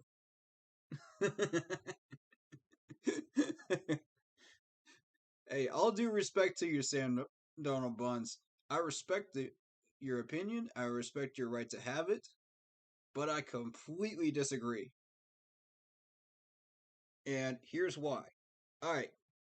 So, back around 2015, 2016, all right, I worked in it was a food packaging place, I'm not going to say the name of the place because it's out of business now, but, um, they paid high, and I was just like immediately questioning why they were paying so high because that should be an immediate red flag if you're trying to get into a new job. What are they going to make you do that is worth that amount of money? And I'm not going to say the amount either because that's not anybody's business but my own. But what's important here is the employers were good people. I liked the management. I liked what they were doing, But I get in there, first week I was feeling real confident. I got trained up real well, And then things started to change. And I said, okay, let's try this. Let's see if I can do this. And a good manager will say, okay, if this doesn't work out, let's try you here. If this doesn't work out, let's try this, you know? And it's called adjusting. And that's something Joe Brady doesn't know how to do. And I say this to say that I was evaluated for about 2 weeks worth of work. You know, they didn't care what I did in the jobs before that. They had no idea what I did in the jobs before that. All they saw on my resume was that associate's degree, and they said, okay, jump on. Jump on board. Here's the contract. Here you go. Let's see what you got. Well, that job got so challenging that I was literally put on taping up boxes. That's all I was doing. For literally 6 hours. And getting paid high amounts of money. And I said, you know what? This is humiliating. This is what I've been degraded to. And I immediately quit on that Monday. I said, nope. I gotta find something better. I gotta find a better place to work. Because if I'm getting paid that kind of money for just taping up boxes, I need a challenge. Y'all don't understand. I need a challenge. I want to be worth what I'm getting paid. You know what I'm saying? Like, and that's what Joe Brady's mentality needs to be in the NFL. He needs to, if I'm not worth every cent of what you're paying me, then it's either me or it's you that's screwing up. Which one is it? And the Panthers organization has clearly proven that it's not them that's screwing up. If we're sitting there with only 3 points against New England, and then it turns into 6 points, and that's all we get. When you're sitting there only getting 3 points against the Giants of all teams, that's not the organization. If I was the offensive coordinator, I would want to be challenged. I wouldn't come in there with that weak mentality and answering the types of questions that he does the way he does. No. Mm-mm. No. If you want to win, you don't come in there with that. You don't come in here lying to us 9 weeks straight and say, I'm going to do better next week. I'm going to do better next week. I'm going to do better next week. You know what happens to those people? They're out of a job. Just go ask those people that work in fast food for a number of weeks. That keep coming in late. That keep doing stupid stuff. That keep getting in trouble with managers. Those people don't have jobs. It's for a reason. These managers don't sign you guys just to have fun, you know? Work is not fun. It's work. Work is work. You get paid to work. You're not When it comes to football, man, it's the same thing. Yeah, some of the players consider it fun. You know, it's still a game. But at the end of the day, if you're an offensive coordinator, that's work. That's not fun. That's work. So now we go and get to that other comment that he made. We should try the new offensive coordinator at LSU. No. No. LSU is not doing much this year. To make it worth going and hunting for a new offensive coordinator from LSU when the first one already failed. I don't. All right. Vietnam says, let's face it, Panther fans, our offense sucks. The offensive coordinator sucks, and the locker room has lost all faith in the passing game. Finally, some sense in this chat. Thank you. We're getting some real sense in here, man. Thank you. I'm back. We are 4-5. 4-5. You imagine what this record should be if we were actually playing some offense? Can y'all imagine? We'd probably be 8-1. Probably.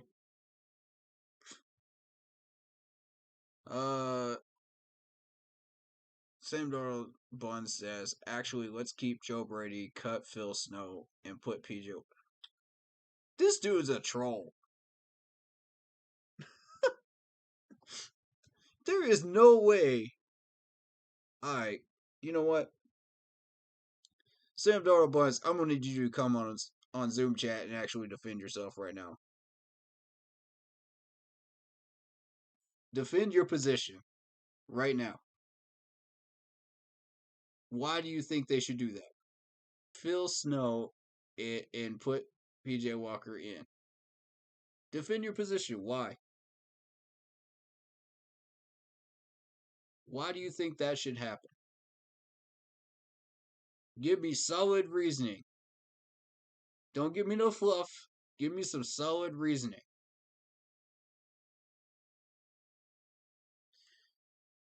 Because none of that is going to work.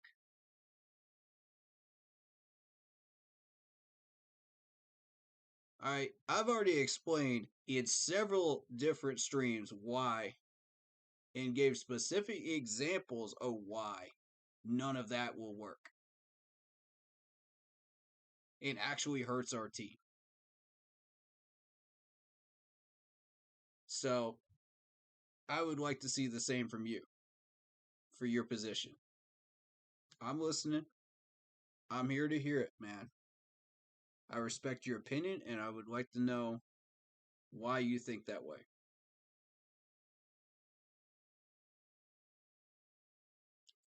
You'd be a good scout for the Panthers. You should apply.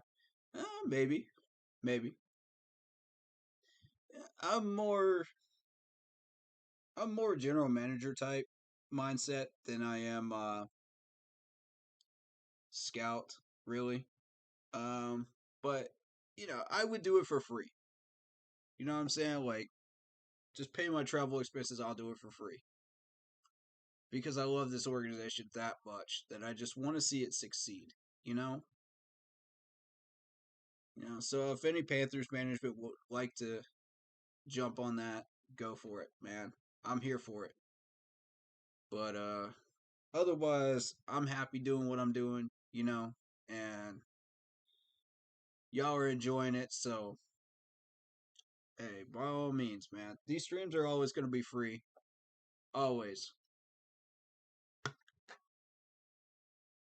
I don't pull that nonsense that everybody else does.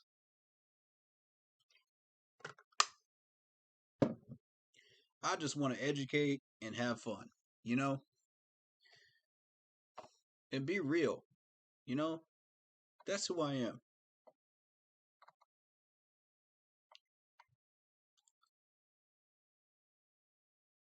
But yeah, legit. If you got any players that you would like to discuss right now, throw some names in chat and we'll talk about them.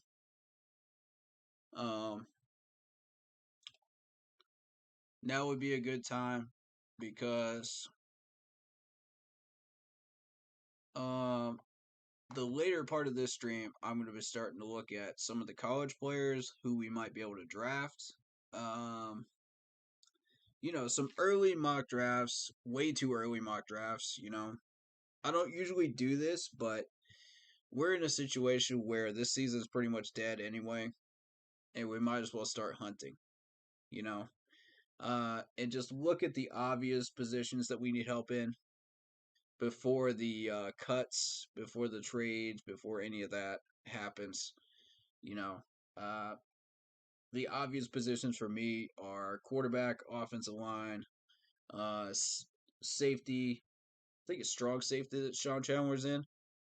I think it's strong safety. Either way, safety. We're looking for a safety. And I want an offensive tackle and I want an offensive guard. I've got to have at least an offensive guard and an offensive tackle in this draft. Got to have it. Got to have it this year. We cannot go on doing the things that we have been doing today on this offensive line. We cannot do it, folks. It cannot continue. These guys are struggling with their technique. They're letting go of blocks. They're not keeping the hands engaged. I mean, you can't have that.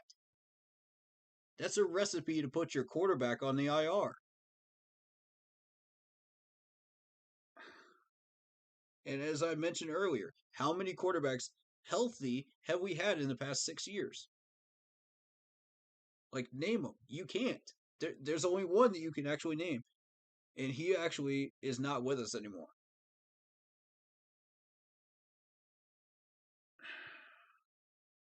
We need a new long snapper. Okay, that I agree with you on. Now we can find some common ground, Sam Darnold Buns, because this dude was not reaching the appropriate long snapper numbers that I wanted on punts. And maybe that's just me, but let me find it. Let's see. 40.8. 40.8. I said 35 was the bare minimum that I was looking for on net yards. That's 40.8. That's just barely above it.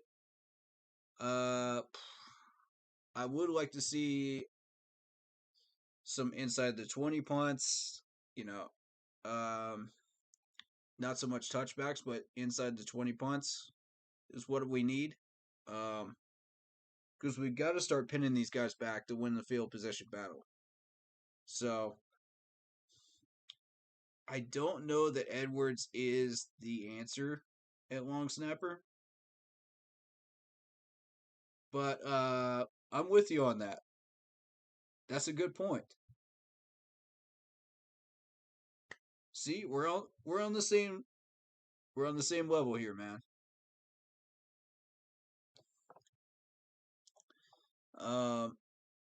Vietnam says, I was just so disgusted watching Sam run our offense. I'll tell you what was more disgusting, these garbage penalties that man, don't even get me started on that. That was even more disgusting. Like, seriously. How do you have an illegal formation on a punt? Like, they were trying to pull some tomfoolery on us, man. I ain't here for it. I ain't here for it, folks. Illegal formation. Y'all had to dig real deep for that one. I swear, New England pulls some nonsense every time we play them. Every time. Alright, so 3 for 11 on third down efficiency. Yeah, the penalties were trash also. Yes. Yes. Yes. Oh, yes. They sure were. Alright. Y'all tell me honestly. When you watch Dante Jackson with that pass interference call, do you think that was legitimate? Yes or no? Be real here, man. Be honest with your answers. That pissed me off. That sent me over the edge. I was already pissed off by that point already.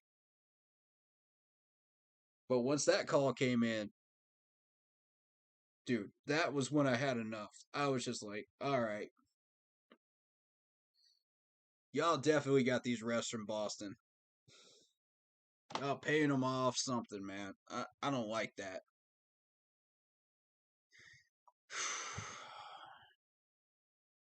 And what sent me even more was the fact that that happened in the fourth quarter.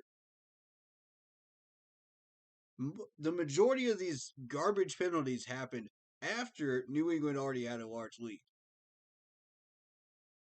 Long after. I was like, why? It's kicking a dead horse. We're already dead, bro. Stop. Do y'all really just hate us that much? Like, honestly. Like, my God. This is what happens when you buck the system. Like we did in 14 and 15. They hate it when the underdog team wins. It messes up Vegas. It messes up everything. And so the league says, no, no, no. This is not going to make us money. We're going to send these refs out. We're going to maintain some order. But the problem is, whatever you do with New England, especially in Foxborough, these refs are even worse up in Foxborough. Trust me.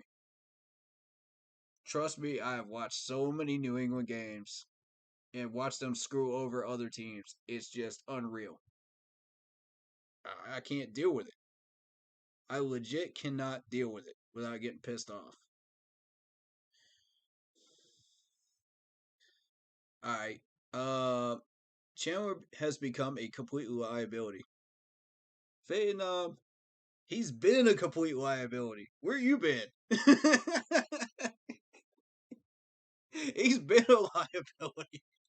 He is the clear kryptonite on this defense. Clear kryptonite. Okay, when we're trying to stop a sweep play, and this man is the only thing keeping us from getting scored on, that's 7 points. Forget it, that's 7 points. When we put Sean Chandler into the red zone to try to stop these guys, Lord have mercy. That's 7. That's 7. Man.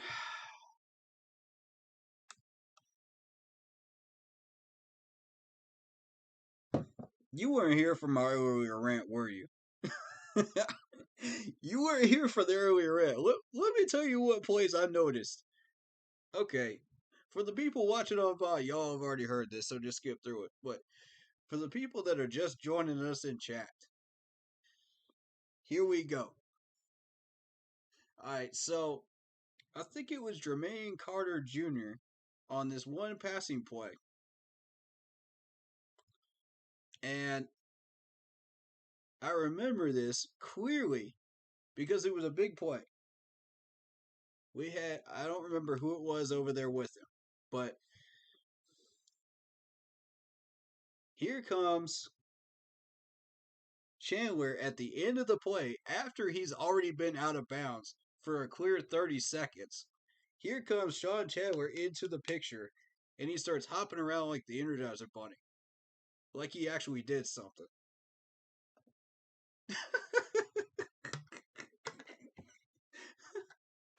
Like, you gotta be kidding me.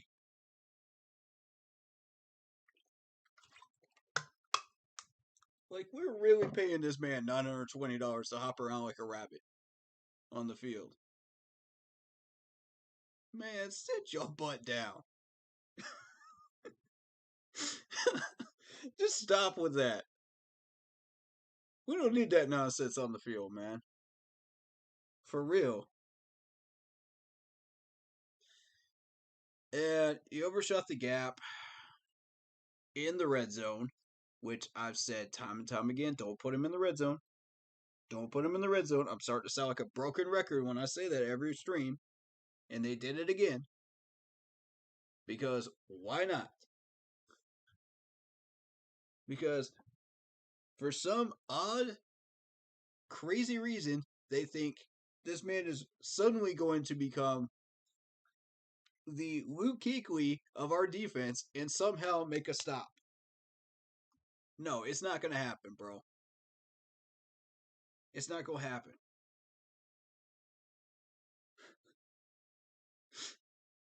It's not going to happen. Yeah, where is Kenny Robinson? Good question. Very good question, Vietnam. I'd like to know that myself. I know this man's healthy, isn't he? Good question. So, the other play that with Sean Chandler, and after this, I'm going to stop because I've already gotten redundant with this, but the other play is where Sean Chandler just gets absolutely bullied like he's in a Mike Tyson fight inside the 5. You can't have that on your defense. You cannot have that. If that's the only thing keeping New England from scoring, screw it. Just let them score. They're going to score anyway. Might as well let them. At that point.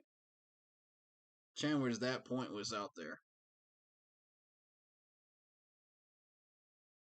It's like dress rehearsal for this man. Like he's in Barnum and Bailey. Oh, he thinks he's the ringmaster out there. He's going to get the crowd excited. He's going to do this and that. Nope.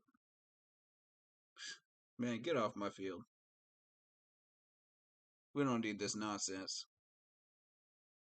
Joe's offense is pedestrian at best. We need a real offense coordinator to build our offense the right way. Thank you, sir. Yes. Preach it, Vietnam. Golly. How many more weeks we got to sit through this? Mystery Popsicle says we need to fire Phil Snow and Matt Rule. Why? Why? I respect your opinion, but I completely disagree. Why do you think so?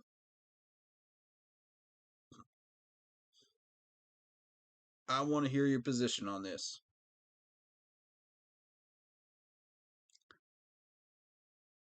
I want to know why people think the way they do. Instead of coming in the chat and throwing stuff like that up, back up your positions. I want to hear what you have to say. I will listen. I swear I will listen. I let y'all up in my Zoom, man. I listen to y'all.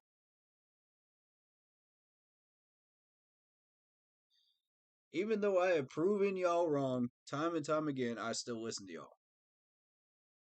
That's the type of person I am. But I'm willing to listen if you got some solid points.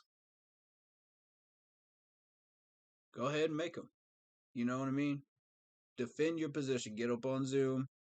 Get on the stream. And let's hear them. Vietnam says, at least they didn't hang 50 on us. Right, man. Right. This could be a lot worse. This could be a whole lot worse. With the amount of injuries we had today, I'm surprised they didn't. And Belichick knew where our weakness was. Just like he knows every time we play him. He knows exactly where our weaknesses are. And he knows exactly how to take advantage of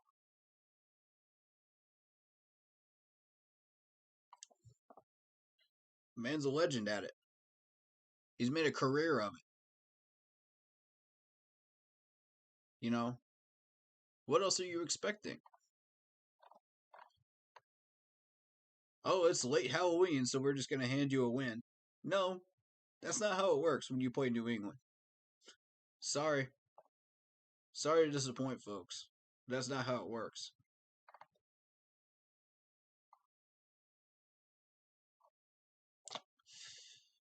Alright, so 8 pass deflections.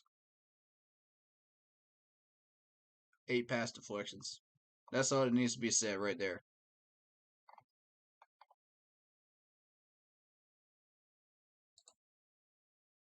Alright.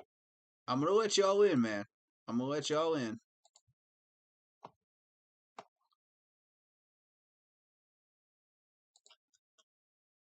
Give me 1 sec. There you go. Alright. Let's go.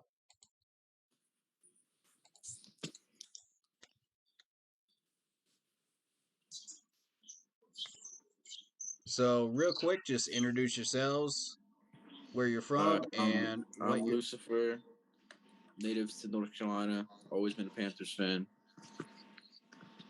Alright. And what would you like to talk about today? I like to talk about how we can't perform. Our offense just cannot perform. Our defense is looking pretty good. Our defense is pretty good, but our offense we have to do something different with our offense. I agree. Alright, so what are some of your suggestions on what do you think we should do? Definitely need a long snapper. I agree with that.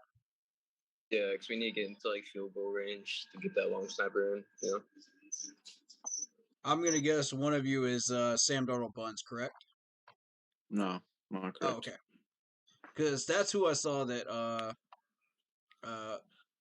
suggested that earlier. Okay, cool. Oh, Cool, really? cool. All right, so I'm with you on the long snapper. We're trying to figure out who we want to keep and who needs to go. So, who would you start with, and why? We can talk about anybody. Name a player. Sam Darnold. Sam Darnold for sure. Yeah. All right, that's a good place to start.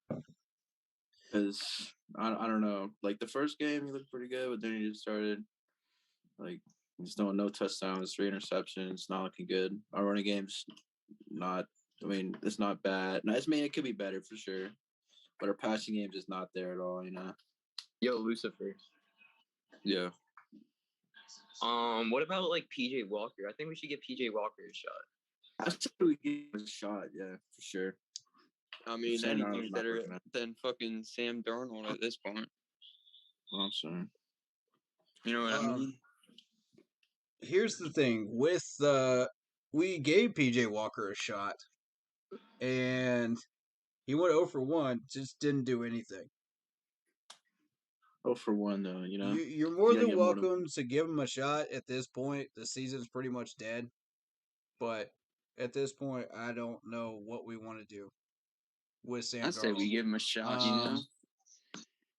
Why not Well, give him the a shot? season's dead, so at this point, I don't see why Take a not. chance. Just see what he can do. He needs Yeah. the development time anyway because he's had a rough year. So, you know, at this point, why not? Season's dead. We're playing for picks. I agree. Yeah. So, I don't know any options from like the draft who we can pick up though. I'm not. I don't really know who's like a senior in college that we can pick up. Sam Howell I've mentioned before. But beyond that, if anybody's got any suggestions as far as quarterbacks that they would like to throw out in chat, please do. I got a good one. Okay, De'Aaron King from the Derek University of King. Miami. Yeah, Who? De'Aaron King. Oh, bro. He's a senior at Miami. University of Miami. Okay. He's injured, but like he's gonna be good next year. He's a stud. Okay, what was his injury? I think it was on like his hamstring. Okay. Hamstring, But we like can work with that. when he was 100%, he's insane. And you said, who was it? De'Aaron King. I agree. Okay. He went to Houston. He transferred to Miami like 2 years ago. Okay. I see. All right. Let's check this guy out. You know how like Miami's so well known for creating NFL athletes. That is true. That is Such a actually good a legit fact.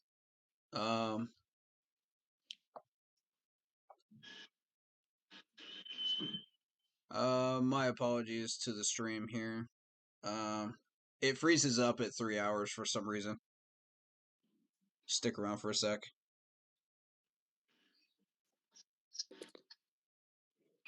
There we go. All right. Thus far, career stats. Wow. He's been in college for a while. Been moving around a little bit. Yeah, because then he didn't really like it there. He wanted to go to Miami. Okay. So, what we're looking at for the last 2 years is a 64.1 completion percentage in 2020. We're looking at a 66.4 completion percentage in 2021. Yo, cool.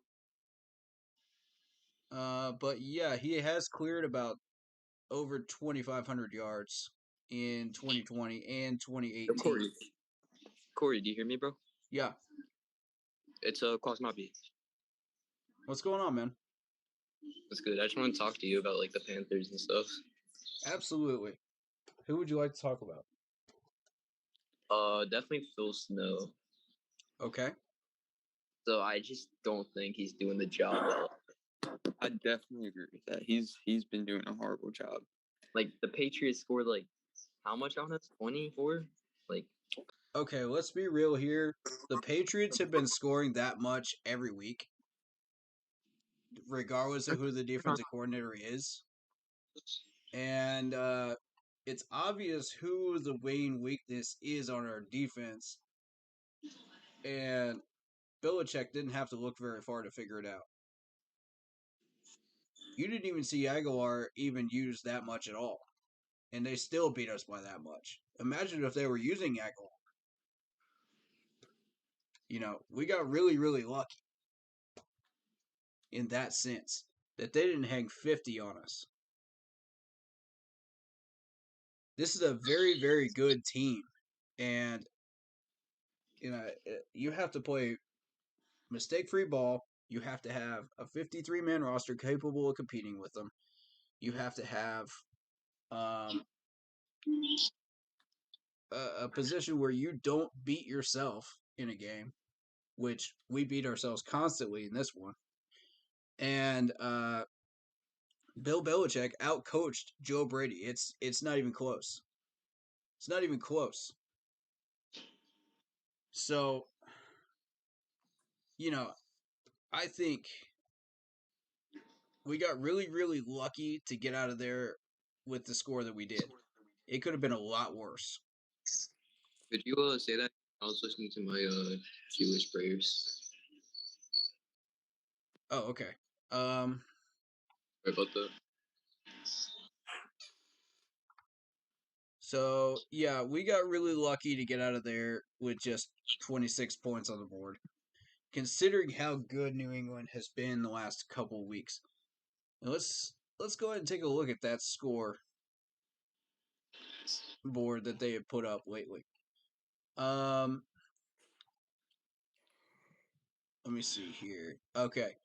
So you looking at the Patriots put up 24 against us. They put up 27 against the Chargers, who have been red hot lately. They put up 54 against the Jets. They put up 29 against the Cowboys. And again, 25 against the Houston Texans. So this offense has got it together. They're a very dangerous offense. So for us to get out of there with just giving up 24 is not terrible. You know, they've been averaging about that much against tough teams. Which means we have a really good defense. It's not top tier, but it's still really, really good. Like I said, ranked 12th. You know who we should that quarterback? Who? And me and Luke were actually talking about it the other day. We should have signed Mark Sanchez. With Sanchez? Okay. Yeah. What do you think, Sanchez? I just think he has like a way greater like personality than Darnold, like something that could like influence others on the field, you know? He's like veteran leadership, you know? Yeah. Okay. Veteran leadership is good, but it can only take you so far. That's true. You got to have the skills with it. And I mean, I'm not sure Mark Sanchez is up to the task. Plus, you need an offensive line that can block for him, and I just don't see that happening in the near future. So that to me just looks like another quarterback on the IR until we fix that line. Did you look at DR King's stats? Yeah, I was looking at him actually. Not bad, you know. Yeah, a 120.8 rating this year, 152.7 last year. It's not bad. I see that 23 touchdowns and 5 interceptions in 2020, and I like that. He's kind of having a slow start this year with 3 touchdowns, 4 picks this year. I'd like to see that pick up a little bit, but no, he's injured here. I do like the amount of completions. 81 out of 122 is okay. 211 out of 329 is not bad either, you know, in 2020. So, I mean, overall, you know, this guy's capable of getting over 2,500 yards in college. How would that translate to the NFL? We'll see. You know, again, the NFL is a different animal. Some of these quarterbacks translate well, some of them don't. It all depends on how they adapt to the NFL coaching, the system that they're in. There's a lot of factors. So, but yeah, overall, I like the numbers. Not bad. Not a bad choice. I'll put him on the list to keep an eye on. Definitely keep an eye on him. He's got potential. He's got potential. I would have to say. All right. I'll tell you what I'll do. I'll watch a Miami game next time Miami's on TV, and I'll see what we're dealing with there. The third week he got injured. That's what I was saying. So right now we got a freshman, and he's pretty good, but so it's 4 years. But he's injured right now. He only played like the first 3 games. When do you think he'll be back? Is there any estimation? A couple weeks, I think. Okay. I'll check him out when he comes back. All right, cool. All right. Anybody else you think would be worth throwing out there? We got a couple of suggestions actually in chat. Matt Corral from Ole Miss, Malik Willis from Liberty, Kenny Pickett from Pittsburgh, Luke Rush from Weddington. Better shouldn't have to cost more. At Verizon, plans start Apologize at about just the $35. add-on And if here. you're not a I customer, can't control that. Stupid ESPN. Anyway, but yeah, Kenny Pickett from Pittsburgh has the arm talent and is a traditional pocket passer. Is what Vietnam says. Okay. Well, a traditional pocket passer with our offensive line may not be a good thing because we need him to roll out, we need him to extend plays, and it's going to be a while before we fix this offensive line problem, I think. So, to me, we're looking for somebody like Cam Newton or PJ Walker that runs those RPOs. Would be my suggestion, but I'm not opposed to a pocket passer. If the accuracy is good, but it's hit or miss for me because we got to keep these plays alive.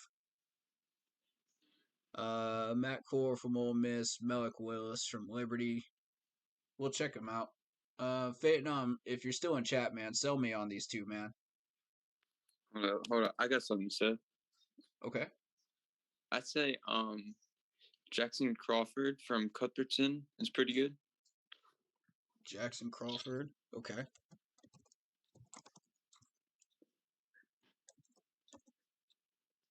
I'm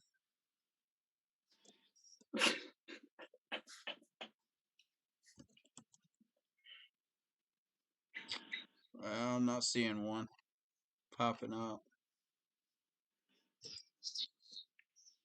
Unless I'm missing something.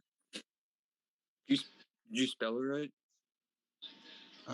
May not have. It's J. Yeah, it's Jackson Crawford, right? Crawford. Yeah.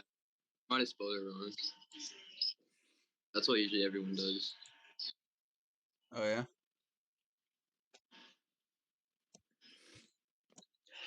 Okay. Or the last. How'd you spell the last name? Crawford. Is that not right? That's not right. Okay, what is it then? It's C. Okay. R. Yeah.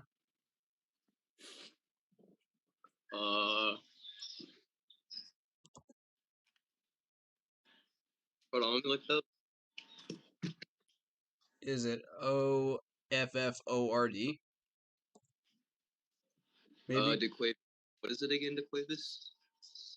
I don't know how to spell it, but like it's like C or A and then W. No, there's no W in it. It's CRAFORD. Two D's. Sorry. Okay. We're just gonna move on here. Let's see what's up. Let's see what else is in chat here. We'll come back to that. All right. Look at your stats from versus Alabama. You played poorly. Now in the NFL, every defense is like Alabama. Yeah, true. Vietnam's right. It pretty much is like that. But the defenses are ramped up from what you see in Alabama, though. It's next level. Vietnam says just because he's listed as a pocket passer doesn't mean he isn't mobile. Okay. We'll put him on the list then. Kenny Pickett. Okay. Let's check him out. Kenny Pickett. You got my attention with this one.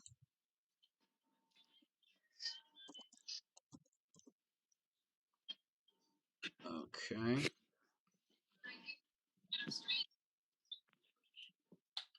There he is. Pittsburgh. Let's see what this dude's been up to.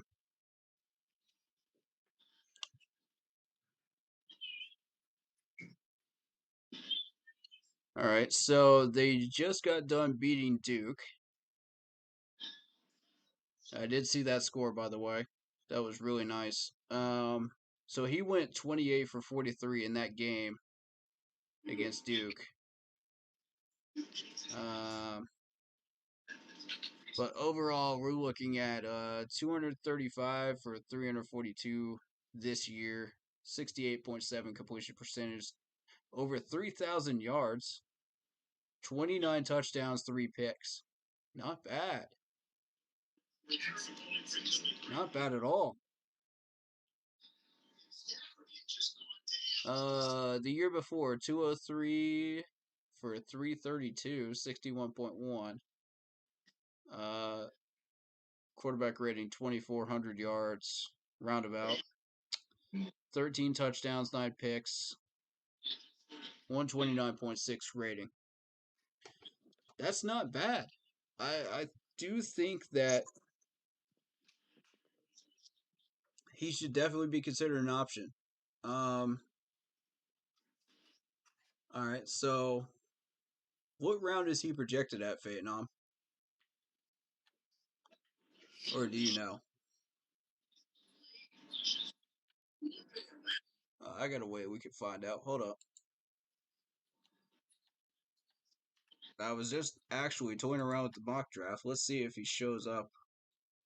Let's see where he's projected to show up. We're not going to actually do a mock draft, but we're just looking to see where he shows up. Let's see. Quarterback. Okay. He's projected at 41 right now. But I'm betting that's going to go higher. That's probably definitely going to go higher. Because he's competing with Sam Howell. He's competing with Carson Strong of Nevada. Malik Willis of Nevada. Liberty. So, and there's also Spencer Rattler and Desmond Ritter sitting there behind him. So that's a very interesting one right there. I agree.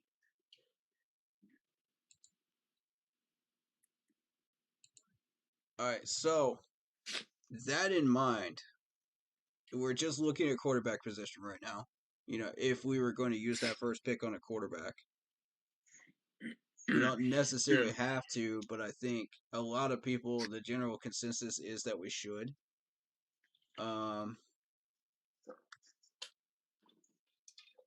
I'm liking this so far. Malik and Matt are under 6'3" and extremely mobile. Corey. But having a mobile quarterback hasn't won us any Super Bowls, so that's why I felt it's time for a change. Corey I agree, Faye. likes penis. Dude, I'm trying to run a stream, man. Come on. Don't do that. Don't do that here. All right. So you were trying to get my attention about something? What's up?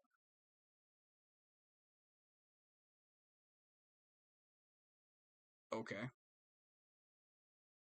I guess we continue with comments here. We need to draft a quarterback or bring Aaron Rodgers in free agency. I don't know if we can get Aaron Rodgers. That's a tricky one.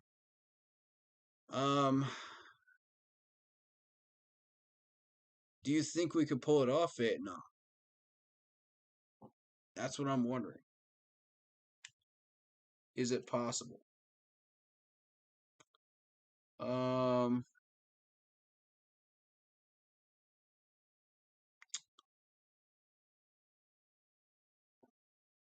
sorry, I'm just catching up with your comments here, bud. But yeah. So Matt Corral from Ole Miss, right?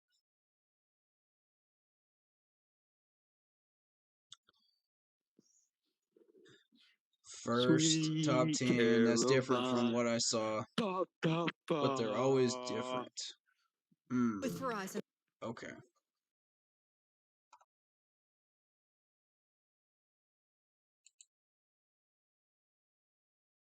All right. We're gonna check out Matt Corral from Ole Miss.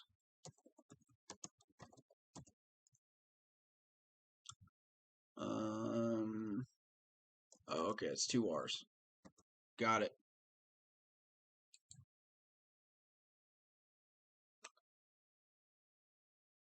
Shout out to my friend Deb that was checking out the Facebook live stream. Appreciate you.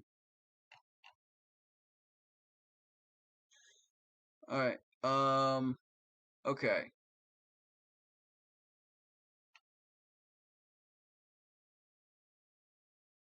I did see something where we were checking out the scouts were checking out a couple of these college games. I think Auburn was one of them, and there was actually somebody that mentioned the Ole Miss and Liberty game that we should check that one out too, scouting wise. And I'm sorry I missed that one. Um, I did have other obligations at the time, but yeah, let's check this guy out. So this far in the year, 182 for 272, 66.9 completion percentage, 2,527 yards, 16 touchdowns, 2 picks. Okay, 162.9 rating. So 2020, we're looking at 231 for 326, 70.9 completion percentage, 3,337 yards, 29 touchdowns, 14 picks, 177.6. And that's the rating. I like the numbers. I like them a lot. I think if he can maintain those types of numbers going into the NFL, there's a high chance that something could happen with him where he would get drafted pretty highly. And maybe have a successful career in about 2 or 3 years. Development wise, we'll see. Gifts for elves, check. If you're looking for an instant starter, I don't know that that's where you start looking. You know, it's not a big quarterback market going into this year, but we'll see. You know, these guys could surprise me. It's schools like Liberty and places like that these great quarterbacks come from. So you just never know. You know, so yeah, we are looking at top 10 possibly at the end of the year if we tank out. And yeah, Fate, I'm saying Rodgers isn't happy in Green Bay. Yeah, we've known that for a few weeks. The thing is, the Green Bay management has been screwing over quarterbacks for years. This is not new. They've screwed over the backups and they've screwed over Aaron Rodgers and Brett Favre. So, you know, it's not new. So if we could get Aaron Rodgers, maybe I'd be down. Depends on what it's going to cost us. But, you know, I think it might cost us a little too much, though. That's my worry with Rodgers. I'd love to have him, but I don't know. Like, are we going to have to trade for him, or is he going to be a free agent? What's going to be the deal there? Because if we have to trade for him, it's too much. If we can pick him up as a free agent, it'll depend on the price. Then we could draft all offensive linemen to show him that we're serious. Yeah, maybe. Penis. All right, so that's the quarterback situation. If you guys want to add any names in there, throw them in chat or throw them into the Zoom conversation right now, and we'll talk about them. But otherwise, you know, we'd like to keep this rolling a little bit, and kind of go into safety position would be good. I'd like safeties. Like word, I gotta go.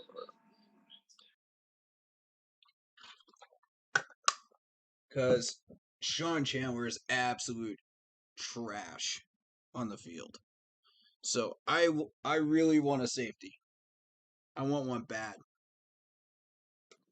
I say we get Cornelder back. Cornelder wasn't bad.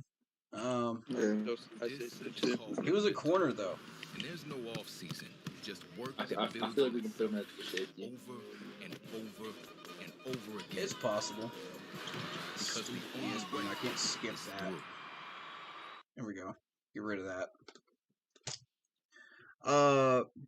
Back to it though. Cornelder, I believe, could be converted to safety. Maybe he's better. He would be better as a free safety than a corner for sure. But we still got to develop him a little bit though. Panthers fan. What's up? Yo, man, quickly introduce yourself and let them know who you want to talk about. My name is Panthers fan 42069, and I just want to talk about why the Panthers have been doing so bad. So, do you have any answers for me? Well, I Sam think Darnold. the answers are obvious. It's the same things we've been talking about every week. It's mostly Joe Brady. It's partially Sam Darnold. It's partially Robbie Anderson. It's partially Sean Chandler. And it's partially the mentality too on offense because we keep wanting to settle, and you can't settle in the NFL and expect to have a successful season. So, my thing is like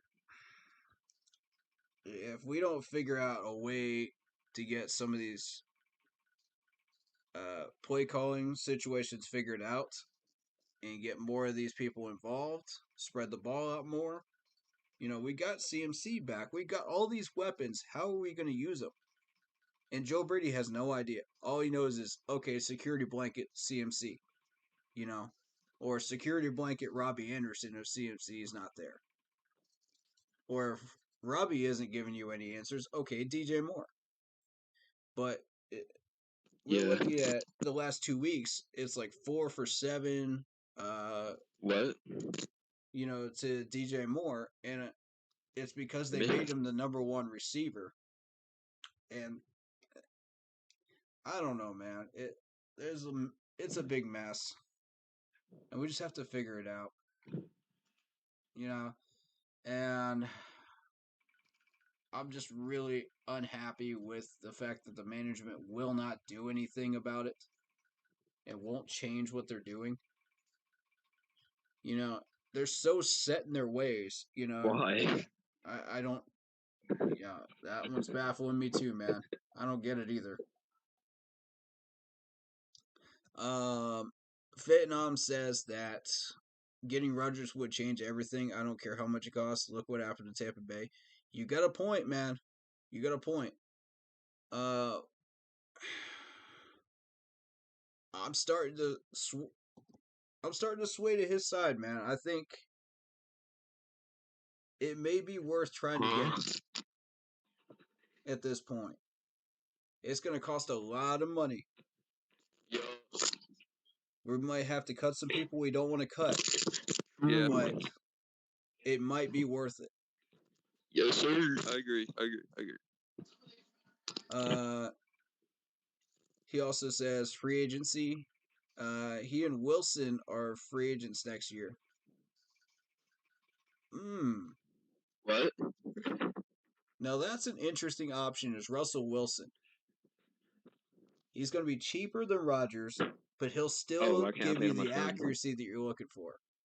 He'll still give you the elusiveness that you're looking for as well. to keep plays moving. So, Answer my mic though. it's basically like a Deshaun Watson type, but he was there way before the Would you- RPO ever got started in Clemson. So, I can't hear you. with Russell Wilson out there, I think that may be worth a shot. I can't hear you. Okay, sorry about that. Testing the I think, mics, testing the I think you're mics. muted.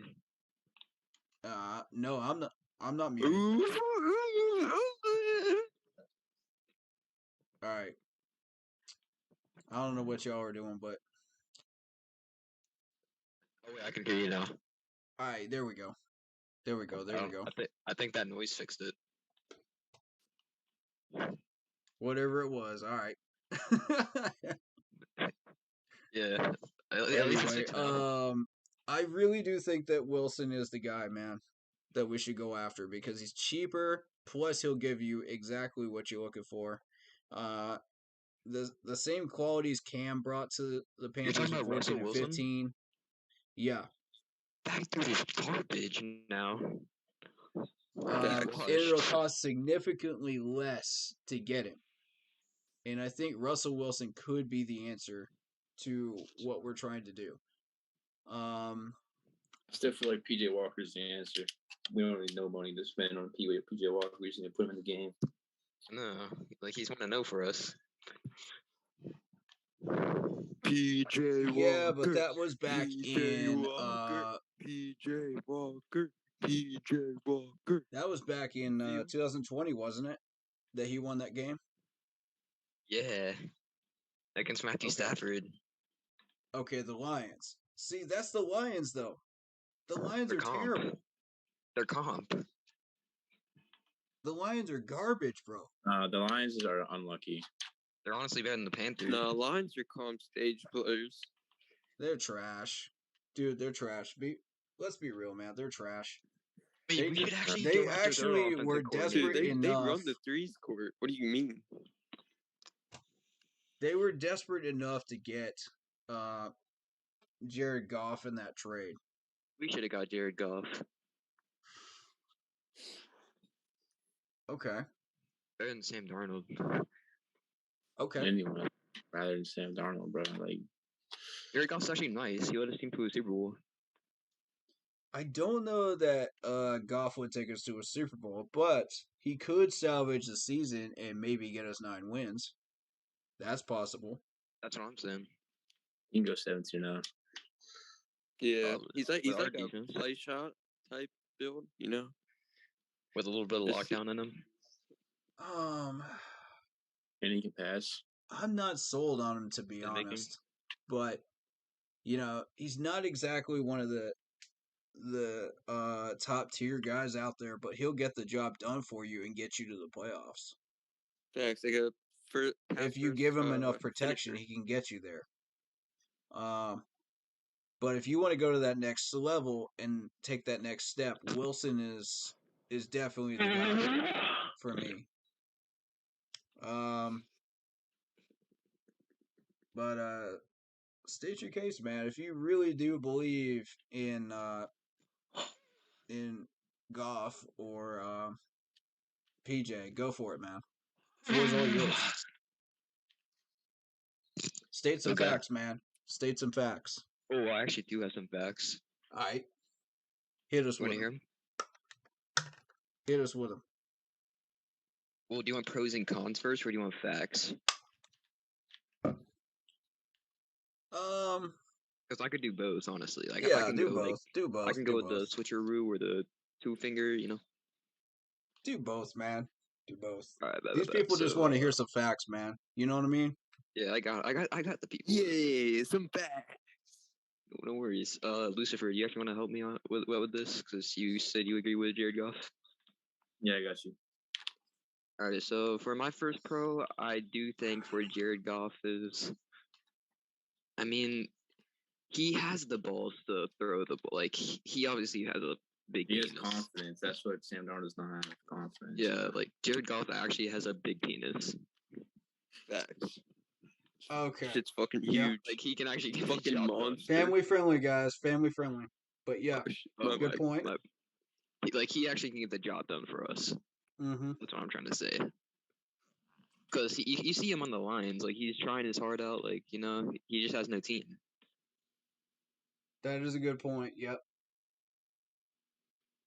Lucifer, would you like to give a con?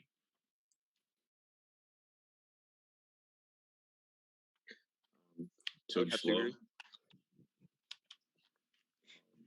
Yeah, he's no Cam Newton. He can't like jump over the line. So, you know who we do need though? Who? Henry Ruggs. I think he's a solid addition. Not gonna lie. Nah. Not feeling it. I mean, if he gets out of prison, maybe. Yeah, Do we really want that type of a personality on that this movie, team? The Longest Yard? He could be going crazy in prison, have break the prison world record for maximum rushing yards. Okay. He could get big in prison too. So like when he comes back out of jail, Yeah. he'll be like big for us, big wide receiver. So no. Let's talk about Henry Ruggs for a second, because I do want to get into Henry Ruggs. Like he's a great player, excellent speed, and agility. Exactly 156 miles per hour. So how do you think we one could trade second for him, the Corey? people that don't know already or haven't seen that news. Yeah, Henry Ruggs got into a massive car wreck. Going how fast? Approximately 156 miles per hour. Good grief, man. But he was only do that to show off the speed. They found some stuff in his car too, and that's just a real shame, man. It just sucks to see such a really good player end up just wrecking his career like that. I hate it for him. But at the same time, he kind of get what he deserved. When you do stupid things, you win stupid prizes. And honestly, this has nothing to do with race. This has nothing to do with anything else. If you do stupid things, you win stupid prizes, and you end up in jail. I mean, it's point blank. That's facts. So I do wish him luck, and I hope that he figures things out and gets his life straightened out. Because he's a good guy. I'm sure he's a good guy. But so do you think we can sign him? I don't want those types of players on this team. Sign him. You know what I'm saying? I don't want those types of players that have had jail time on our team. You know what I mean? Like that just sets a bad public example. You also have to remember Cam Newton got arrested at University of Florida for stealing a laptop. And he was that is true. Good point. Good point. True. That's an excellent point. In fact, you're right. See, we're collaborating, chat. Like this is like a class in school, bro. It's interesting. We had that number 1 pick, and we did choose Cam. And I felt like at the time we did make the right choice, though. Despite his college arrests and stuff like that, I still feel like we made the right choice there, because he got us to a Super Bowl. He got us all these wins, and, I can't even bash that choice at all. In fact, I'm highly in favor of it. So, I've always liked the guy, and I have no problem with, him personally. It's just his decision making after the concussion that kind of led to his cut, and that's unfortunate. But we would have loved to see him stay and continue to succeed with us, but it just wasn't. It just wasn't there, and that's a shame. But Phaeton says both the options that he presented, Russell Wilson and Aaron Rodgers are very good Super Bowl winning quarterbacks. Very good point. But both come with a huge cost in free agency. So, as of right now, we're looking at 40 mil next year. 40 mil next year. I think that's right. That was the last time I checked.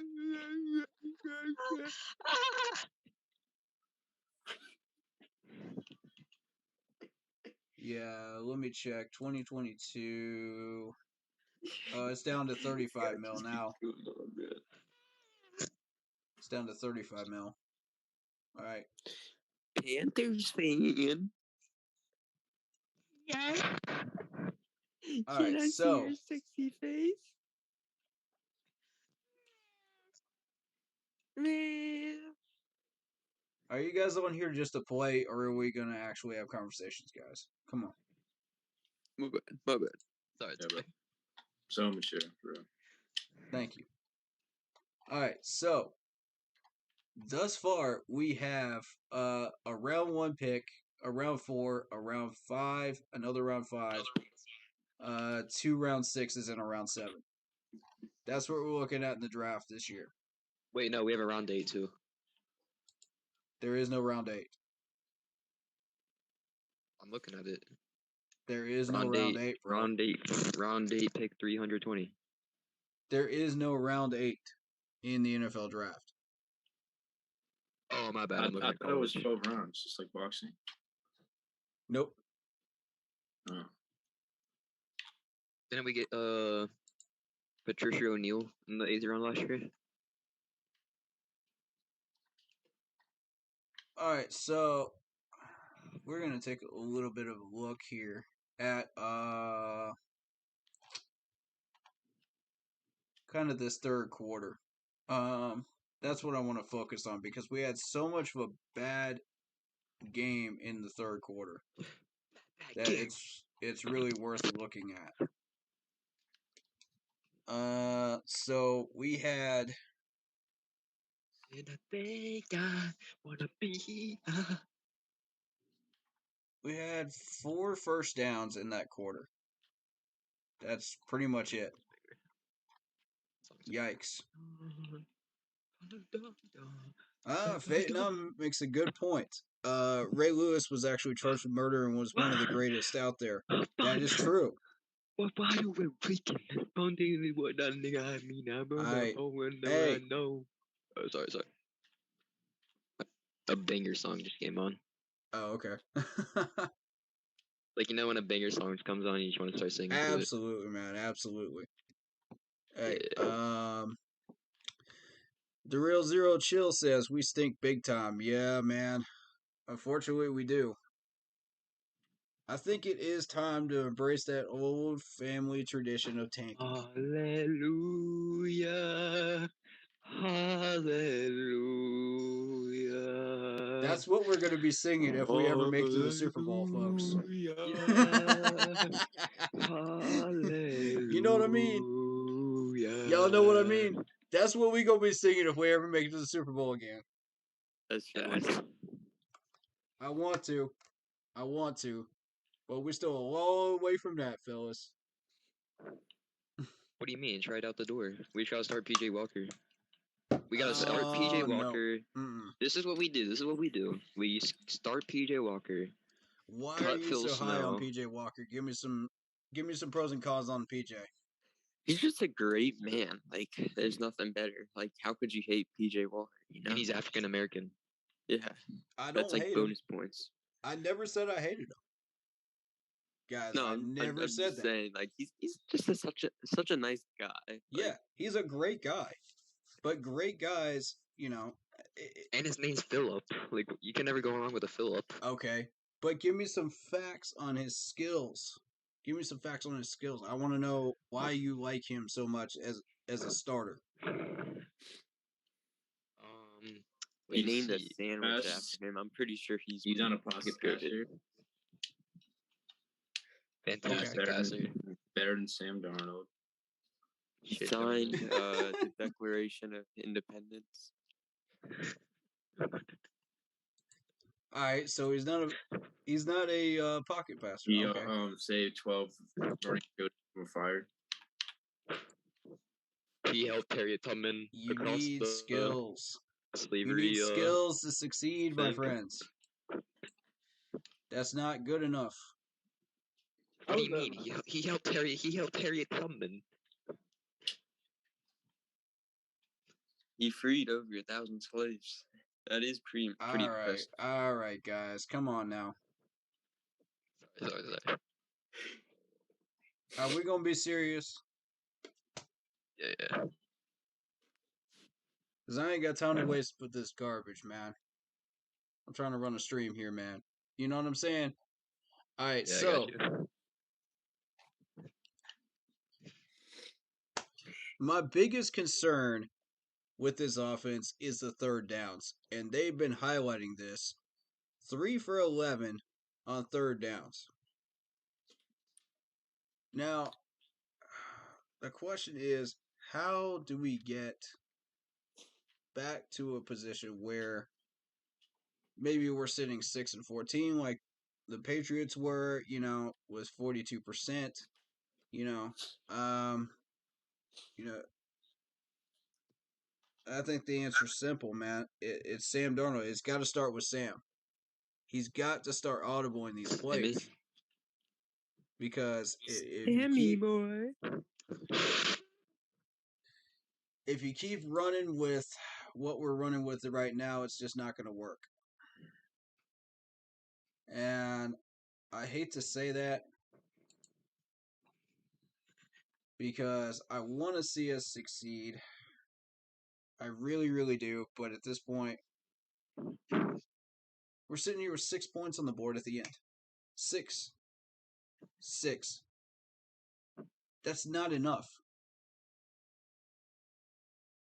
We're looking at the touchdowns on the board here. 0, 0, 0. Who are we talking about? The offense right now. Oh, okay. Interesting.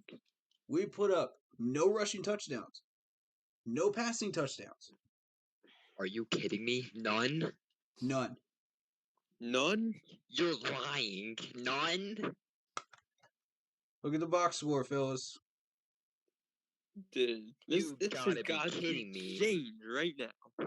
This You need is to make a stop to absolutely this insane. right now. Yeah. So, start PJ Walker. Cut Phil Snow. Okay, why do you want Phil think that- Snow cut?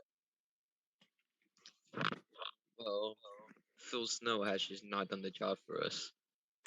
Give me examples. Give me something. I mean, he doesn't even put Stephon Gilmore in. Like, come on. Like, what are you doing, Phil Snow? Philly? Okay, I'll agree with that one. Why isn't Gilmore playing? Why isn't he starting? Like, come on. He's Gilmore. Like, we don't want freaking Keith Taylor, a rookie, in there over him. Like, it's Stephon Gilmore. Like, Phil's Philly. Come on, You actually got a like, point there. I you gotta would have like more to IQ see than that, Gilmore bro. start. Gilmore starting is a whole different, like, success, bro. Gilmore with, like, Dante Jackson on the other side and, like, freaking, like, AJ Boye and, like, cut. Like, come on, man. Like, that's Solid just, point. come on. Yeah. We have Solid Keith point. Taylor in there, bro. Like, that's why they're completely passive. Like, Keith Taylor's solid. Don't get me wrong. He's solid. But he's also a rookie. We That's need true. that experience in there. Like, Stephon Gilmore, he's going to come in there and intercept the ball. We could have had more of that. But no. We got Phil Snow, some sped dude behind the defense, running, calling the plays, Like, can you believe that? I cannot. It's absolutely insane. I mean, I like Phil Snow. I think he's been very, very solid as a defense coordinator so far. We do have a top 12 defense as of right now, in my opinion. We've dialed up blitzes. We've gotten the proper coverage that we need. The tackling has been up to par, where we need it. From 14 and 15. Oh, no. Our tackling is awful. Well, like, we this look game, like we this look like the game it Peppa was Pigs out bad. there trying to tackle. This game was bad. I'll give you that. But we can work on that. but you're starting to see a few more pass deflections. You're starting to see stuff that we were doing back in 14 and 15 a little bit. Flashes of it, and I like that. And I think if we can keep going with this and really push to that next level on the defense, you know, we could break into the top 10 on D. The problem is we're wasting that top 10 D with our terrible offense. And we're just not going anywhere. If you have half the puzzle pieces, you're not going to succeed. Facts. You're going to be sitting there at 8-8 every year. And you're going to be wondering why you're here, at 8-8. Well, it's because you don't have an offense. That's why. And I just keep seeing us make the same mistakes every year consistently where we just don't change or break the status quo. And if you want to succeed, you got to have the right players, you got to have the right depth, you got to have all these pieces involved in being used the correct way. I believe Phil Snow can do that. Joe Brady, no. I don't believe he can do it. He's proved several times over he can't. So, at this level. Now, can he at college level? Sure, probably, but not at the NFL level. And if you're going to be trying to run the most basic NFL plays at the NFL level, you're just not going to go anywhere. A seasoned veteran coach like Bill Belichick will see this in 5 seconds and go, "Oh, this is easy." These were the same plays we ran when I first became a coach. you know? And that's why we only have 6 points on the board. It's just like, come on, man. You got to put the pieces in the right spots in order to succeed. Otherwise, you're shooting yourself in the foot. And I really, really do want to believe in Robbie Anderson, but I don't think he is the right answer. I think if you put him in a different team, he'll have more success with a different quarterback, but I don't think that the chemistry is there anymore under Joe Brady.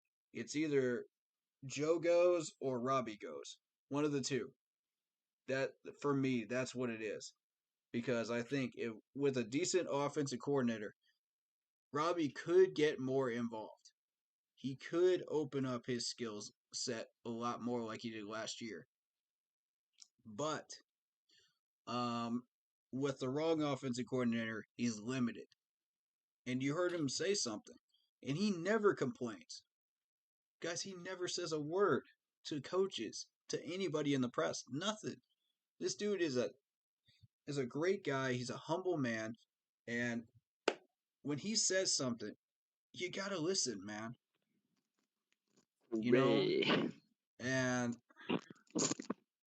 because there's something missing on your offense. So, anyway, guys, man, thank you guys for coming in, man. Appreciate y'all. Oh, you leaving, babe? If you have anything else that you'd like to say, some last words in here, man, throw them out. All I gotta say is look at me fucking up this dude. Yo, language, please, man. It's a family-friendly stream. Oh, my bad. Yeah, dude. Appreciate you. Family friendly, no cussing, guys. All right. Anything else? Y'all good? Wait. Panthers. I feel like I have something in the back. You ever just know when you have something in the back of your head and you just want to let it out? You know what I'm talking about? Yeah, man. I feel you. Yo,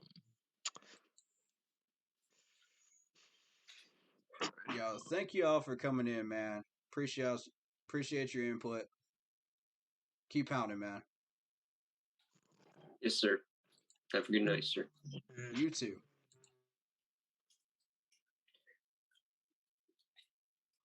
There we go. All right, folks. So, let's start talking about possible safety options. Who do y'all have in mind? Throw some names out. Because now is the time to start looking into these players and finding out what we're dealing with and who we could possibly draft. And my thought is based on our current draft pick situation, and this could change because of compensatory picks.